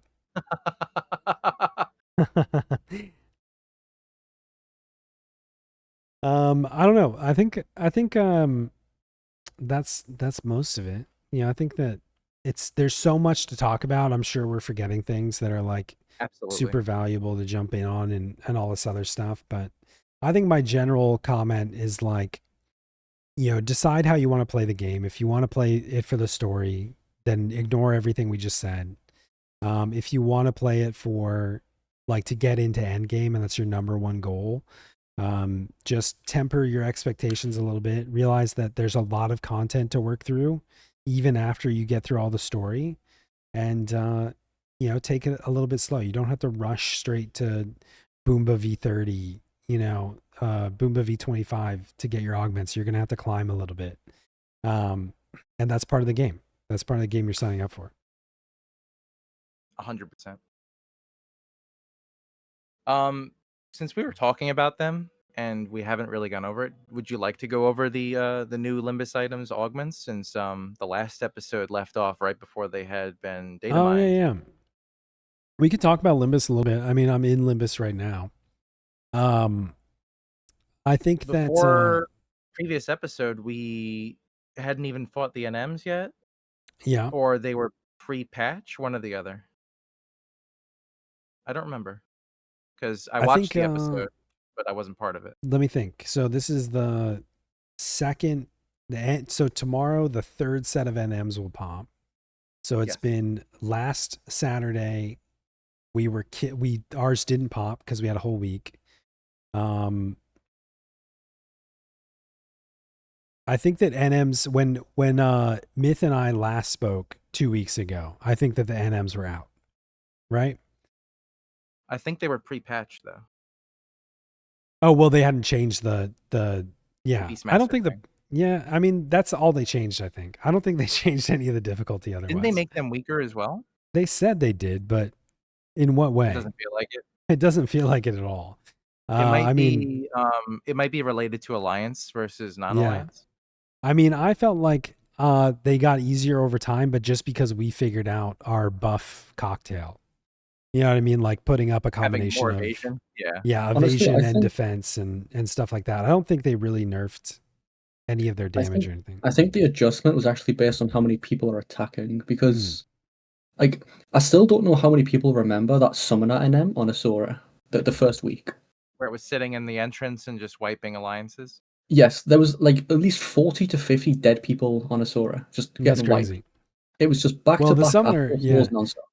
the summoner sucks because once it kills you, you're like you have to run out of combat and wait until you unweaken because they're like he will astral flow again. But I didn't see the alliance because like I've only seen them with maybe 2 unallianced parties or 3 unallianced parties fighting. So maybe they did do some scaling, but Yeah, they might have like reduced how often they can SP because on that one instance on Asura, it was astral flow back to back every 5 to 10 seconds because there was just so many people there, and it was pretty much almost impossible to kill. It was literally just like a 30-minute plus like zombie. People get Yeah. up, fight it, they die, get up, rinse and repeat. It was That's I insane. think that they could still stand to do some adjustments. I think that there are a few that are still obnoxious. The Beastmasters are dumb. They charm on cooldown. Charm. Can't the bard Uh, charm too? yes, I believe so. Yeah, I think so. The blue mage is pretty obnoxious. Yeah, I haven't really had too much like any of the. I think at least when we've been fighting them, the mages are tough if you have a single party of damage dealing going out. If you get two parties and you can beat their debuff resistance, like the blue mage and the red mage suck if they start resisting silences or their Yeah. silence only lasts like 15 seconds. But if you can beat that timer, they're not too bad. Honestly, I think the blue or the beast is my least favorite. I mean, Because hold on. Do you know how we can like physically evade them? Because they're not Mhm. very accurate. Can we not do the same thing with magic evasion? Just absolutely dogpile their magic accuracy. What's the geo buff? What's the geo spell Oh. that lowers the magic accuracy? Is it that Vex or Vex? maybe? I don't know. I can't remember off the top of my head. Might be Vex. Like Vex, Arrow. Like, have we not tried that? Oh, we could. I mean, if somebody can figure out how to not get charmed every single time, like the Beastmaster charms, and as soon as charm wears off, it charms the next person. So like you're constantly chasing this charm. It's such an obnoxious fight. I did do one of the Limbus NMs on Beastmaster, and it was honestly the easiest NM I've ever done. Oh yeah, It was actually a bob I did some on Beast, and having ooze and everything else was super fun. Oh, I had my pet evasion tanking. Every time I pulled hit, Nice. I would snarl to my pet, and my pet was pretty much tanking, but because it had such high evasion, it never got hit. Oh, nice. It was evading evisceration nonstop. It was so funny. And then it never got charmed because it was a pet. It was honestly such a that's smart. funny method. Yeah. Maybe that's what we need to do is just do like a double pet strat. You know, like do a puppet Yeah. master or a beast master strat on the beast. I do think that like I think there's still like some mechanics that we don't fully understand on the on those NMs, because like I feel like they sometimes do different stuff or they sometimes hit much harder. I don't know what it could be, but I do feel like there's something like a hidden trick that we don't fully get yet.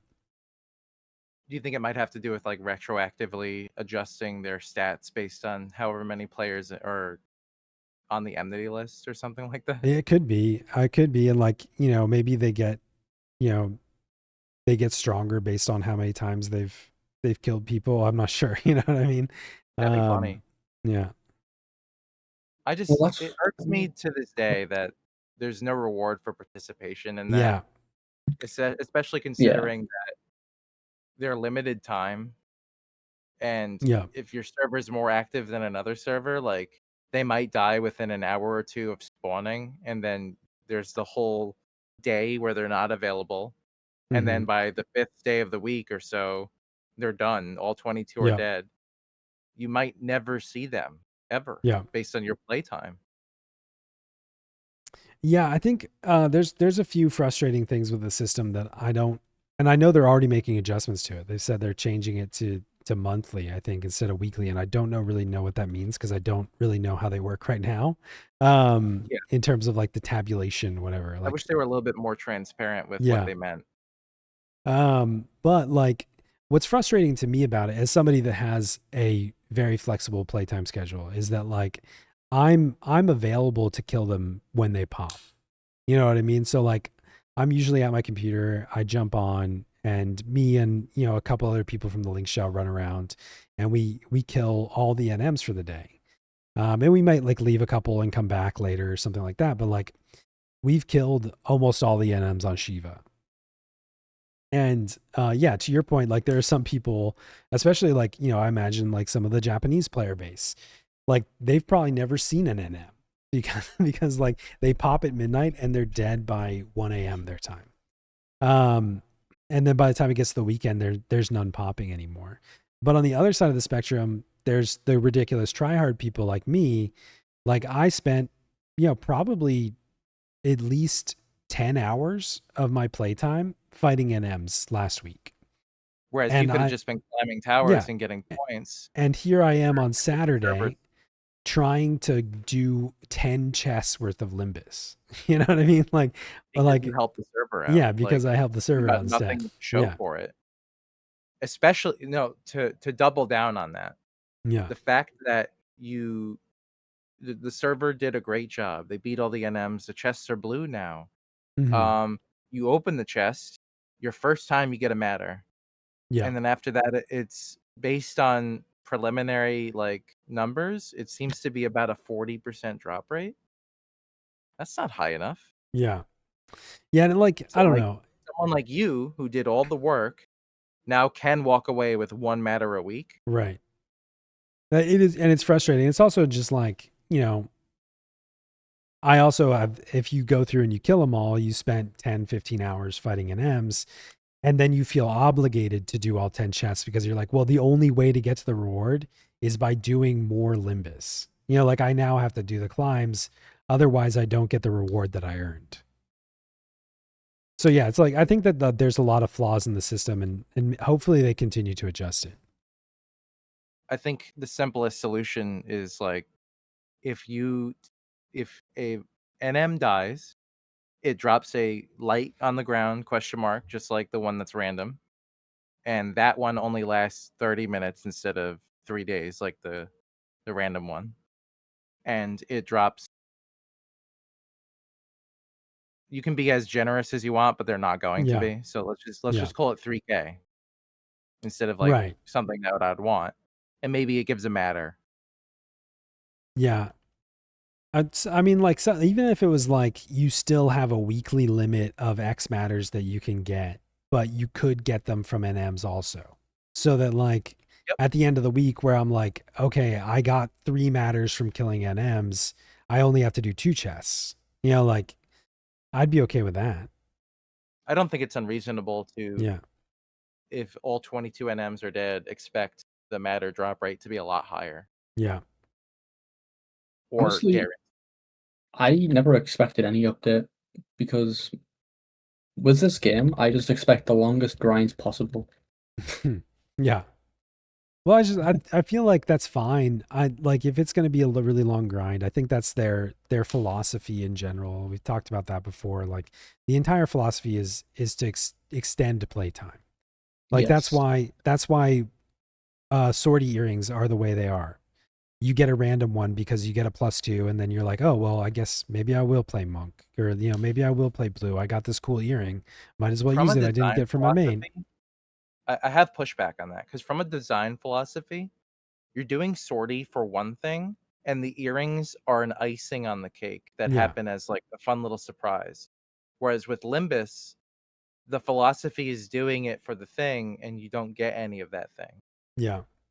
No, and I totally agree. I think that they're at odds in some ways, but at the same time, Yeah, like it's about extending yeah. extending your They don't want playtime. it to be fast. They don't Yeah. want to give out things. They don't want to ease the pain points. That's why you need I do. 3 There's jobs at definitely a 99 to line do though. Odyssey. That's why you need to level so many different roles and stuff like that to do Odyssey Yeah, bosses. Like everything's about extending your commitment to the game. I've said Um, this in Velner's chat, and I probably said it here, but like I agree with Velner in that I think Odyssey is one of the best pieces of content they've ever created in this yeah. game. And I know a lot of people have pushback on that because they don't like playing diverse roles, Hmm. but like Odyssey is, it's approachable at first and then it gets very quickly exceedingly challenging, and it It's really well pushes balanced the whole players' way. limits. Yeah. Up until Boomba V25, Odyssey is the most balanced content I've played and seen in a long time. Yep. So I think players like me who have frustrations with Limbus and who continuously like I wouldn't say complain, but like question why things are the way they are is because we have a lot of examples of things that we like in the game, Yeah. and there are things that like for example, one of my pain points with Odyssey was the key item system, whereas I think Sorties is worse. They've Yeah. only gotten worse than from originally. But when Odyssey came out, I constantly compared it to the canteen system. I was like, the Yeah. canteen system is perfect. Oh, Why absolutely. can't they I just I mean, copy paste? I've said that recently with Sortie. Like I know that people like would probably hate because it's still a huge time commitment, but it's not more time commitment than full clearing multiple omens. Like I would much rather do, three sortie runs on Wednesday and 4 sortie runs on Saturday. You know what I mean? Than do it every day. That's fair. And I wish that the same system applied as canteens. And what I don't really understand is why, like, even between like individual HTMBs, like the process for entering the battlefield is different. And I'm like, can we not just make one system and follow it? Like, why does everything have to be a new way of doing it? For the high tiers, I think there's some spaghetti code reasons. Yeah. But for sortie, I don't give them as much leeway because they created a whole new system. Yeah. It just doesn't make sense. Have we talked about the items that you get from Limbus? I mean, yeah, I think that was one thing I kept trying to remind myself to jump back to, but like, yeah, so we got sidetracked by NMs and all this other stuff. And I think that going back to the time commitment thing is that, like, the time commitment, yeah, it's expected. It's expected that you're going to have to grind really, really long, but the problem is that, like, the rewards don't feel comparable to the expected time, in my opinion. Yeah. I think one of the rewards is very good. Which one is that? The earring. The earring? I think the earring is exceptional. Like, one of the best items in the game. Really? So I'll get into it. Like, the items you get from Limbus, for those who haven't been playing Limbus or who haven't been playing at all listening, as we said, you do those NMs, you are now able to earn matter from chests. It's about a 40% drop rate. And what do you do with that matter? You trade it to the furnace and you pick the item you want. I think we showed the 4 items in the last episode. Yeah. But we didn't know the augments. So the way the augments works is every single level of augment needs an additional matter. So you need 31 total to max out an item, 1 to buy the item and 30 to level it up. And like so going from, you get 1 extra matter from playing the game from a chest, which isn't a guaranteed drop. It's a chance drop, about 40%. And it takes it from R0 to R1, which is crazy. And then you need another one to go to 2, and then another one to go to 3. And as with everything else, you need additional points that increase exponentially. Units is the terminology. Yeah. You need additional units to same level thing it up. you use to upgrade your artifact and relic. A full artifact or relic set requires 100,000 units. And these items from 0 to 30 require 630,000. Yeah. Realistically, that's not that bad. Mm-hmm. Well, especially when you factor in how many units you're going to earn on the way to getting all the matters you need. I would say on average, to get to 630 would take, what, like 2 months or so? You think so? I forget what the math. Maybe. Okay, we could do the math live. Yeah. 50,000 times. I think that 4, I don't know what the currency to do for, like, how many units do you get from a full clear? Somebody's done the math. 13 weeks or so that's about 3 months. That's like 2 months. Yeah, almost 3 months.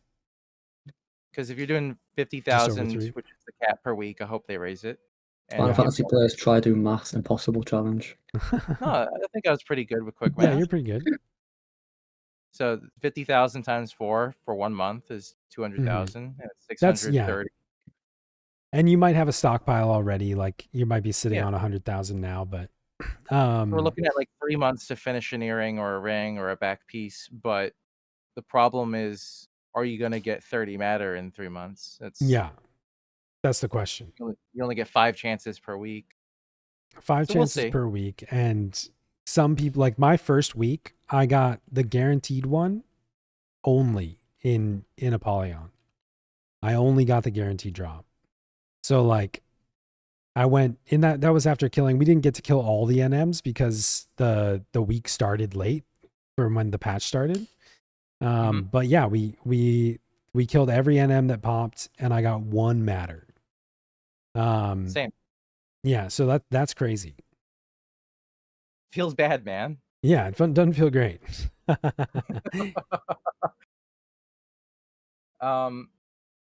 So the earring, as we said before, was 10 defense, 100 HP, 5 haste, which is a big highlight for an earring, 5 DT, and 15 accuracies for your pet. So Gotta get that pet accuracy in. I mean, realistically, when I got the earring and the ring, which give 15 pet accuracies. I dropped 2 Beastmaster items because they're just on par or better. Oh, really? So inventory +2 for me. There you go. Does that so like my problem is like I guess with a lot of jobs, it's going to depend job to job, but like coming from my physical DD perspective, like I've got a good sortie earring and I've got shear and I've got a few other things. I'm like, when am I ever going to use this? Is it ever going to replace any of the like meta pieces right now? Maybe in your situation as a warrior with shear, Yeah. which is like a top tier item that was added in one of the most recent pieces of content, and a sortie earring, which is the same. You might not, but Right. other jobs, many jobs, are still using like really antiquated pieces or really subpar pieces from older content. Without having the augments, base earring, I use this on Bard. Oh, okay. The haste allows me to fill holes for like a lot of mid cast sets. Like I put it into my absorb TP set, and I've seen a lot of people rotate belts and rotate things around, just utilizing the haste on this. Now, getting into the augments, if you max this earring out, you get 15 accuracies for yourself. Accuracy, ranged accuracy, magic accuracy. You Yeah. get 10 all stats attributes. Strength, dex, fit. That's huge. And That is 5 story. huge. Yeah, yeah. I mean, that's like So a lot of people still weapon skill with like regal earring just because of the 10 yeah, stats, and you're I would talking say this about applying earring that to with, everything. with the accuracy and the Yeah. attributes alone is a best in slot weapon skill earring for a lot of jobs. Hmm. And then the 5-store TP, 15 accuracy, 5 DT, 5 haste. That's a best in slot TP earring for a lot of jobs. You know what I mean? Yeah. Yeah, so that's a good point. I think that like there's a pretty good case for it.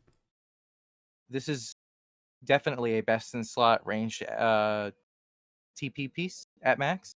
The best ranged accuracy earring was Bela earring. At 15, and this is just 15 plus 10 agility plus 5-store TP. It's a big boon. If you're not like doing Limbus actively, I think this is the thing to chase after. Yeah. Moving on from that, I guess. One last thing, I guess the HP, like the HP and DT, it's really useful. I know a lot of people use the Adnawa earring Yeah. or the Twisto earring, but this doesn't stack MP, so it's kind of a good thing to like keep your HP level in mid-cast sets, like swapping it around. I know a lot of people don't adjust their mid-cast sets, and when they switch, when they cast something, they'll switch into their precast, which has fast cast gear and so on and so forth. Like they'll go to orange HP and aggro undead. It's something to be wary of. Oh, yeah, for Uh, sure. the ring is really good. People automatically like compared it to defending ring because it's got 10 DT on it and more. Its augments just give it 15 accuracies, 10 evasion, 10 magic evasion, and 5 crit. The crit's really nice. Crit on a ring is quite uncommon. Yeah, I think it's kind of a weird stat mix. I Like the think the crit DT does and then not the crit rate. mesh with everything else. they like lined it up as like the premier tank ring and then threw Yeah. crit on it. I mean, to be fair though, like they replaced Defending Ring. It is iconic and it still is iconic, but it also, how old is Defending Ring? Like 75 era? When did King Behemoth come out? I'm like, I think it's time. OG. Yeah. And you could still wear it with Defending Ring if you want to max your DT out without sacrificing armor pieces. So it's just a nice thing to get. This ring is really nice base. You can grab it Yeah.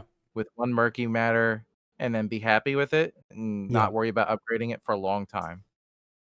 Yeah, I've been upgrading. I've been dumping my Murkies into the ring just because I have no interest in the cape. Yeah.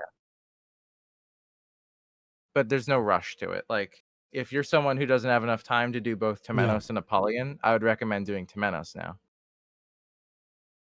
You know what I mean? Unless you True. need to make artifact armor +4. Yeah. Of course, it's the worst one. Yeah. Yeah, except for unfortunately. Temenos sucks.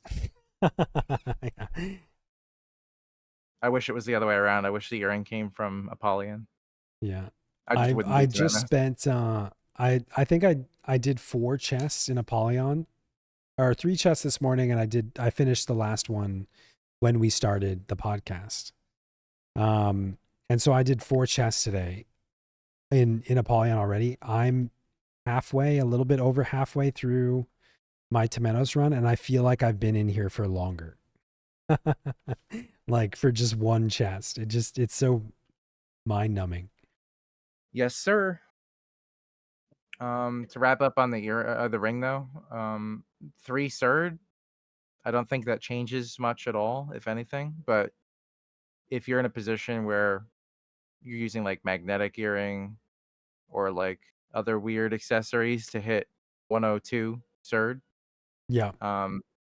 it's possible you could rotate this in to get more DT in your Surd set or something like that. And the crit, I think there's only 2 or 3 crit rings if we don't count the the Voracious Resurgence one. Voracious Resurgence. Yeah. There's the Ambuscade one, which is only a few jobs, and there's the Begrudging ring, which is Cap Tomberry hate. Mm-hmm. I mean, I think that like the interesting thing about, even though 3 spell interruption down is relatively a small amount, I think what's more interesting to me about it is that it's on a otherwise super defensive piece. Yes. So that like if you're swapping into spell interruption down in your precast set, you're not dropping out of DT in that window. Exactly. Which is, it allows for a lot of flexibility. So yeah, you're sacrificing maybe something that has a little bit more spell interruption down in that slot, but you can make it up elsewhere. Yeah, I don't know. I think that's pretty interesting. I think a lot of jobs get like really good Surd pieces, and then a lot of jobs struggle. Like for Corsair, I made a Surd set for when I'm casting Utsusemi, and okay. I had to wear like really janky stuff. Like at one point, I was wearing the Karasu Tengu shoes, which they're like levels 80, and they have like 15 Surd and nothing else. That's really not worth it. So I've since cut those out and I cap it elsewhere. But having this thrown into the set is a big boon, because if I'm gonna get hit while trying to put shadows up, it means I need them. No, I misspoke that. I meant midcast. Whatever. In your midcast. I thought that's what you said. Either way. I said precast, but I know what you meant. Those 2 items are the highlights, and then as we kind of touched on briefly, when we talked about ambuscade stuff, the Alabaster Mantle gives 20 defense, 11 weapon skill damage, and then when it's fully augmented, it has 25 attack, 25 accuracy, 15 strength dex, and the D-10. When you compare it to an ambuscade cape, it's slightly behind because it has slightly less of the stats. Yeah. I think that it's weird because it's going to be dependent on your job, I think, largely. But like I feel like you get 1% weapon skill damage and what, like maybe a little bit of accuracy over an ambuscade cape, and there's no way that that matches like the other stats that you get elsewhere.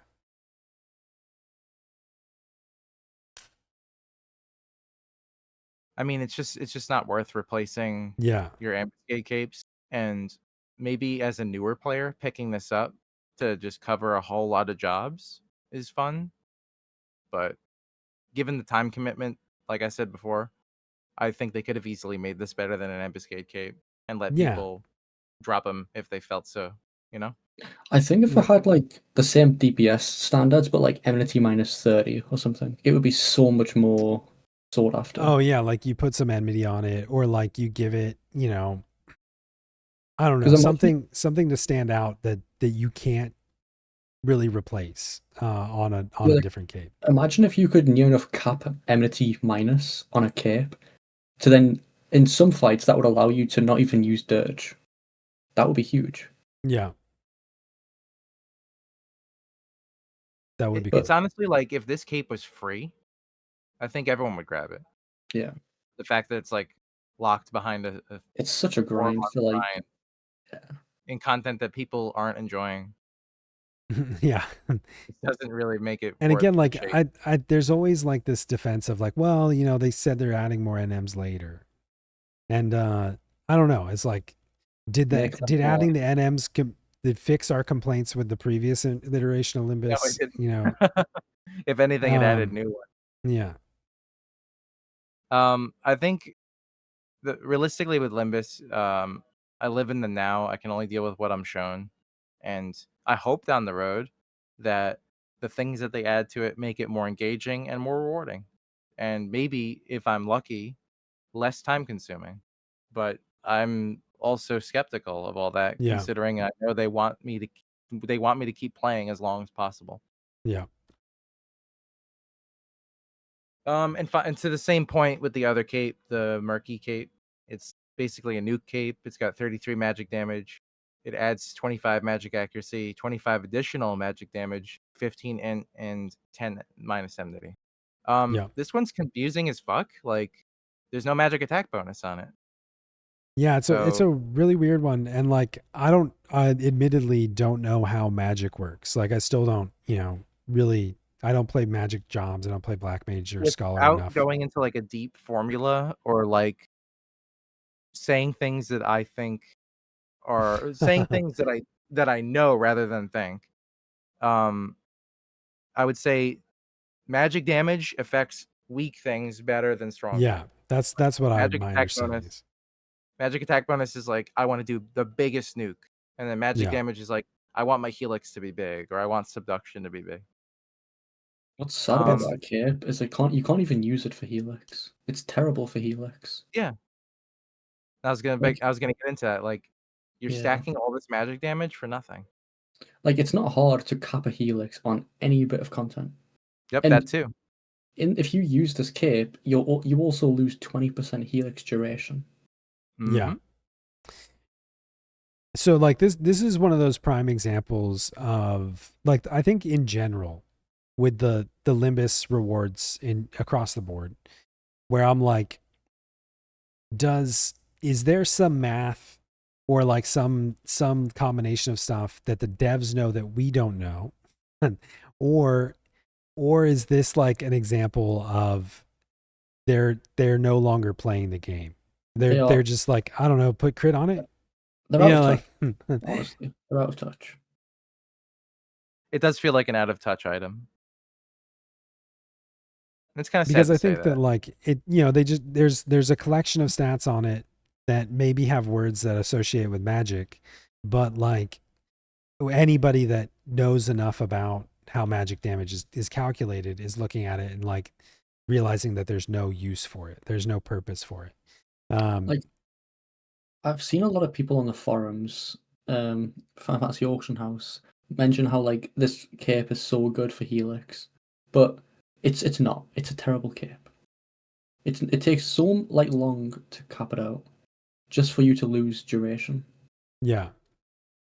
And like again, like if the helix and like maybe like is the idea that how hard is it to cap helix damage in Limbus? You know what I mean? Like maybe the idea is for Limbus fights, it's easier because you have so much base magic damage while you're getting a damage reduction. It's worth it. I don't know. By that point, you would just add more buffs because Yeah. Scholar can cap Helix on pretty much everything with not that much help. Like, I can go into V25 Ongo by myself with trusts and hit a 9.5k Helix with trusts. Like, you add the Giga Bubbles, you add those Intitudes, the Acumen, you cap easily. Like, there's no purpose of it. I think what we're all getting at with this thing is like, on face, it doesn't seem like it's best in slot for anything. And with these kind of items, they don't need to be like broadly amazing for everything. You just kind of want them to be like the best in slot for one specific thing. And that's good enough to make people chase it. But I don't think this particular item does that at all. I don't see a single reason because one of the biggest thing, it doesn't have int, does it? It has 15 in. 15. Like, No, even that's then, not ambuscade capes have 30. Yep. And then it also comes Yeah. with magic attack and magic damage.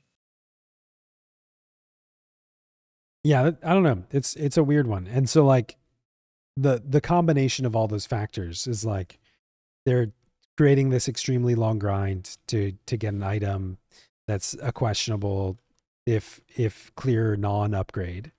And then at the same time, you know, like a misunderstanding of how content is working, a misunderstanding of how stats are working. As much faith as I have had restored in Final Fantasy 11, like over the past 9 months, every once in a while they do stuff that where I'm like, wait, they're not even playing the game. They're typing stuff on a spreadsheet and just going live without testing anything. You know, like Sortie is a really long grind with rewards that are worth your time. And then Limbus right now is a more long grind with rewards that are very questionable. yeah. Well, I mean, I think again, like, you know, just to tie it back into the new player context, just say you're a new player and you're suddenly find yourself at the point where you can 8 boss sortie and you can full clear Limbus, you know, and you have 1 hour of playtime or 2 hours of playtime a day. And you're like, okay, in 3 months starting from now, I can either have a stage 4 weapon and a full Empyrean set +3 or an alabaster earring. You know what I mean? Like I don't know. Like I feel like the time commitment is not equivalent in that sense. I think that player in that scenario should be doing Limbus, but only for like filler +4 pieces that help them slightly. It's kind of a strange state of affairs. Yeah. And I mean, they have said they're going to adjust the chests. Yeah. I don't know how. It's probably some ambiguous way that's not really like Yeah. exciting. Yeah. That being That's said, I would love to be wrong next patch and find out that it's amazing. Yeah, I would love to be surprised. I think also like it comes back to like the solutions for Limbus. Maybe they don't really need to fix the drop rates. Maybe they don't need to fix how long it takes, but they need to make it more rewarding. My camera just died. Or more rewarding for me to do Limbus in general. And maybe that's through exemplar points. Like maybe this becomes where you grind for exemplar points, and your exemplar point party is in Limbus, and you're getting these as side rewards or something like that. Pretty But close to that already. yeah, I think it's close, but like for the, I don't know, it's not quite there. If you're to set up camp rather than to chase your weekly chest lockout, Mm-hmm. you can kind of get a really good chain going. Oh yeah, for sure. But also like I guess my point is like I would rather be able to do this as exemplar points while also benefiting from getting Murkies. Exactly. Yeah. You wouldn't want to sacrifice one for the other. Yeah. And I believe, you know, they're going to add more NMs. Hopefully that makes it more similar to Limbus's 75 era style, where things in the 75 era, Limbus was more each floor or each zone had a specific kind of gimmick, and there was always an NM roaming around that had its own mechanic. And I don't think the mannequins that they added scratched that itch or filled that nostalgia box in any way. And obviously they teased months ago now that Omega and Ultima were coming back. I'm Yeah. assuming that when they talk about the Malignant set and say that things that are stronger are coming, I assume they mean from those two NMs. Well, yeah, I So mean, we'll just that's the have to wait current and see. content they're working on, so I would Yeah. imagine, but who We'll knows? just have to wait and see. But Limbus in its current state right now isn't really exciting, and it needs further work. Yeah. That being said, those items with their augments, at least 2 of them are worth working on in the interim. Indeed. And on that note, we should probably wrap this up. We've been talking for how long? I don't know. 5 2.5, 3 hours? hours? No, 3 hours. We should probably wrap it up. That works out good because we have a master trial in 20 minutes. Oh, there you go. Nice. You got to get ready for master trial. I have to do 3 more. God, I think it's only 2 more. 2 More more drugs? Limbus clears. And yeah, we've talked Nobody about wants enough. to do What's more can we Limbus what's the positive note we can end this on? I think the positive note, because this episode is all about early player progression, other than the tangents we've gone on. Mm-hmm. I think Final Fantasy 11 right now is in a state where maybe for people like us who have everything, we're kind of like scratching at the wall asking for more. But this is a game with a plethora of content. It's very diverse. I think it's a great time to start playing because they continue to be adding more catch-up mechanics and quality of life for newer players. And I think the game is just as fun or more than it has been for me in the last 5 years. Oh yeah. Yeah, lots of new content. I mean, I think at the same time, as much as we complain about stuff, there's also more content, especially for a new player. There's too much content. We said that earlier. Yes. So that We complain that because we is- love. Yeah. It's constructive criticism is what it is. We hope it's constructive. Anyway, thanks for chatting with us today. Shiraj, I'm glad you're back in your home base. Hopefully Myth will be back with us next week, and we'll see. He's clear next week, but we'll see. We'll see if this makes it to YouTube. He might watch it and be like, "I can't publish this. What are you guys? He's like, dude, what the What hell? are you guys doing?" I thought I left you guys like a little outline. Like, what the? Yeah. He went off script every chance he Yeah. could. And without Myth to rein us in, the mastermind behind the situation, we're lost. Shares away with words, doesn't he? We kind of skipped the bullet points and like went back and like we done them out of order. Well, that was another episode of the Hegmo podcast. That was kind of George Takei. Was it? It felt like it to me. It's okay to be Takei. Yeah, I think so too. If you guys have any comments or questions that you want to send into the email address, that'll be down in the description or the comments, or Dexi will say it right now. There you go, blurredxi@gmail.com. Please, we like hearing your feedback, even if it's wrong. I love hearing it. We'll see you next time. Bye.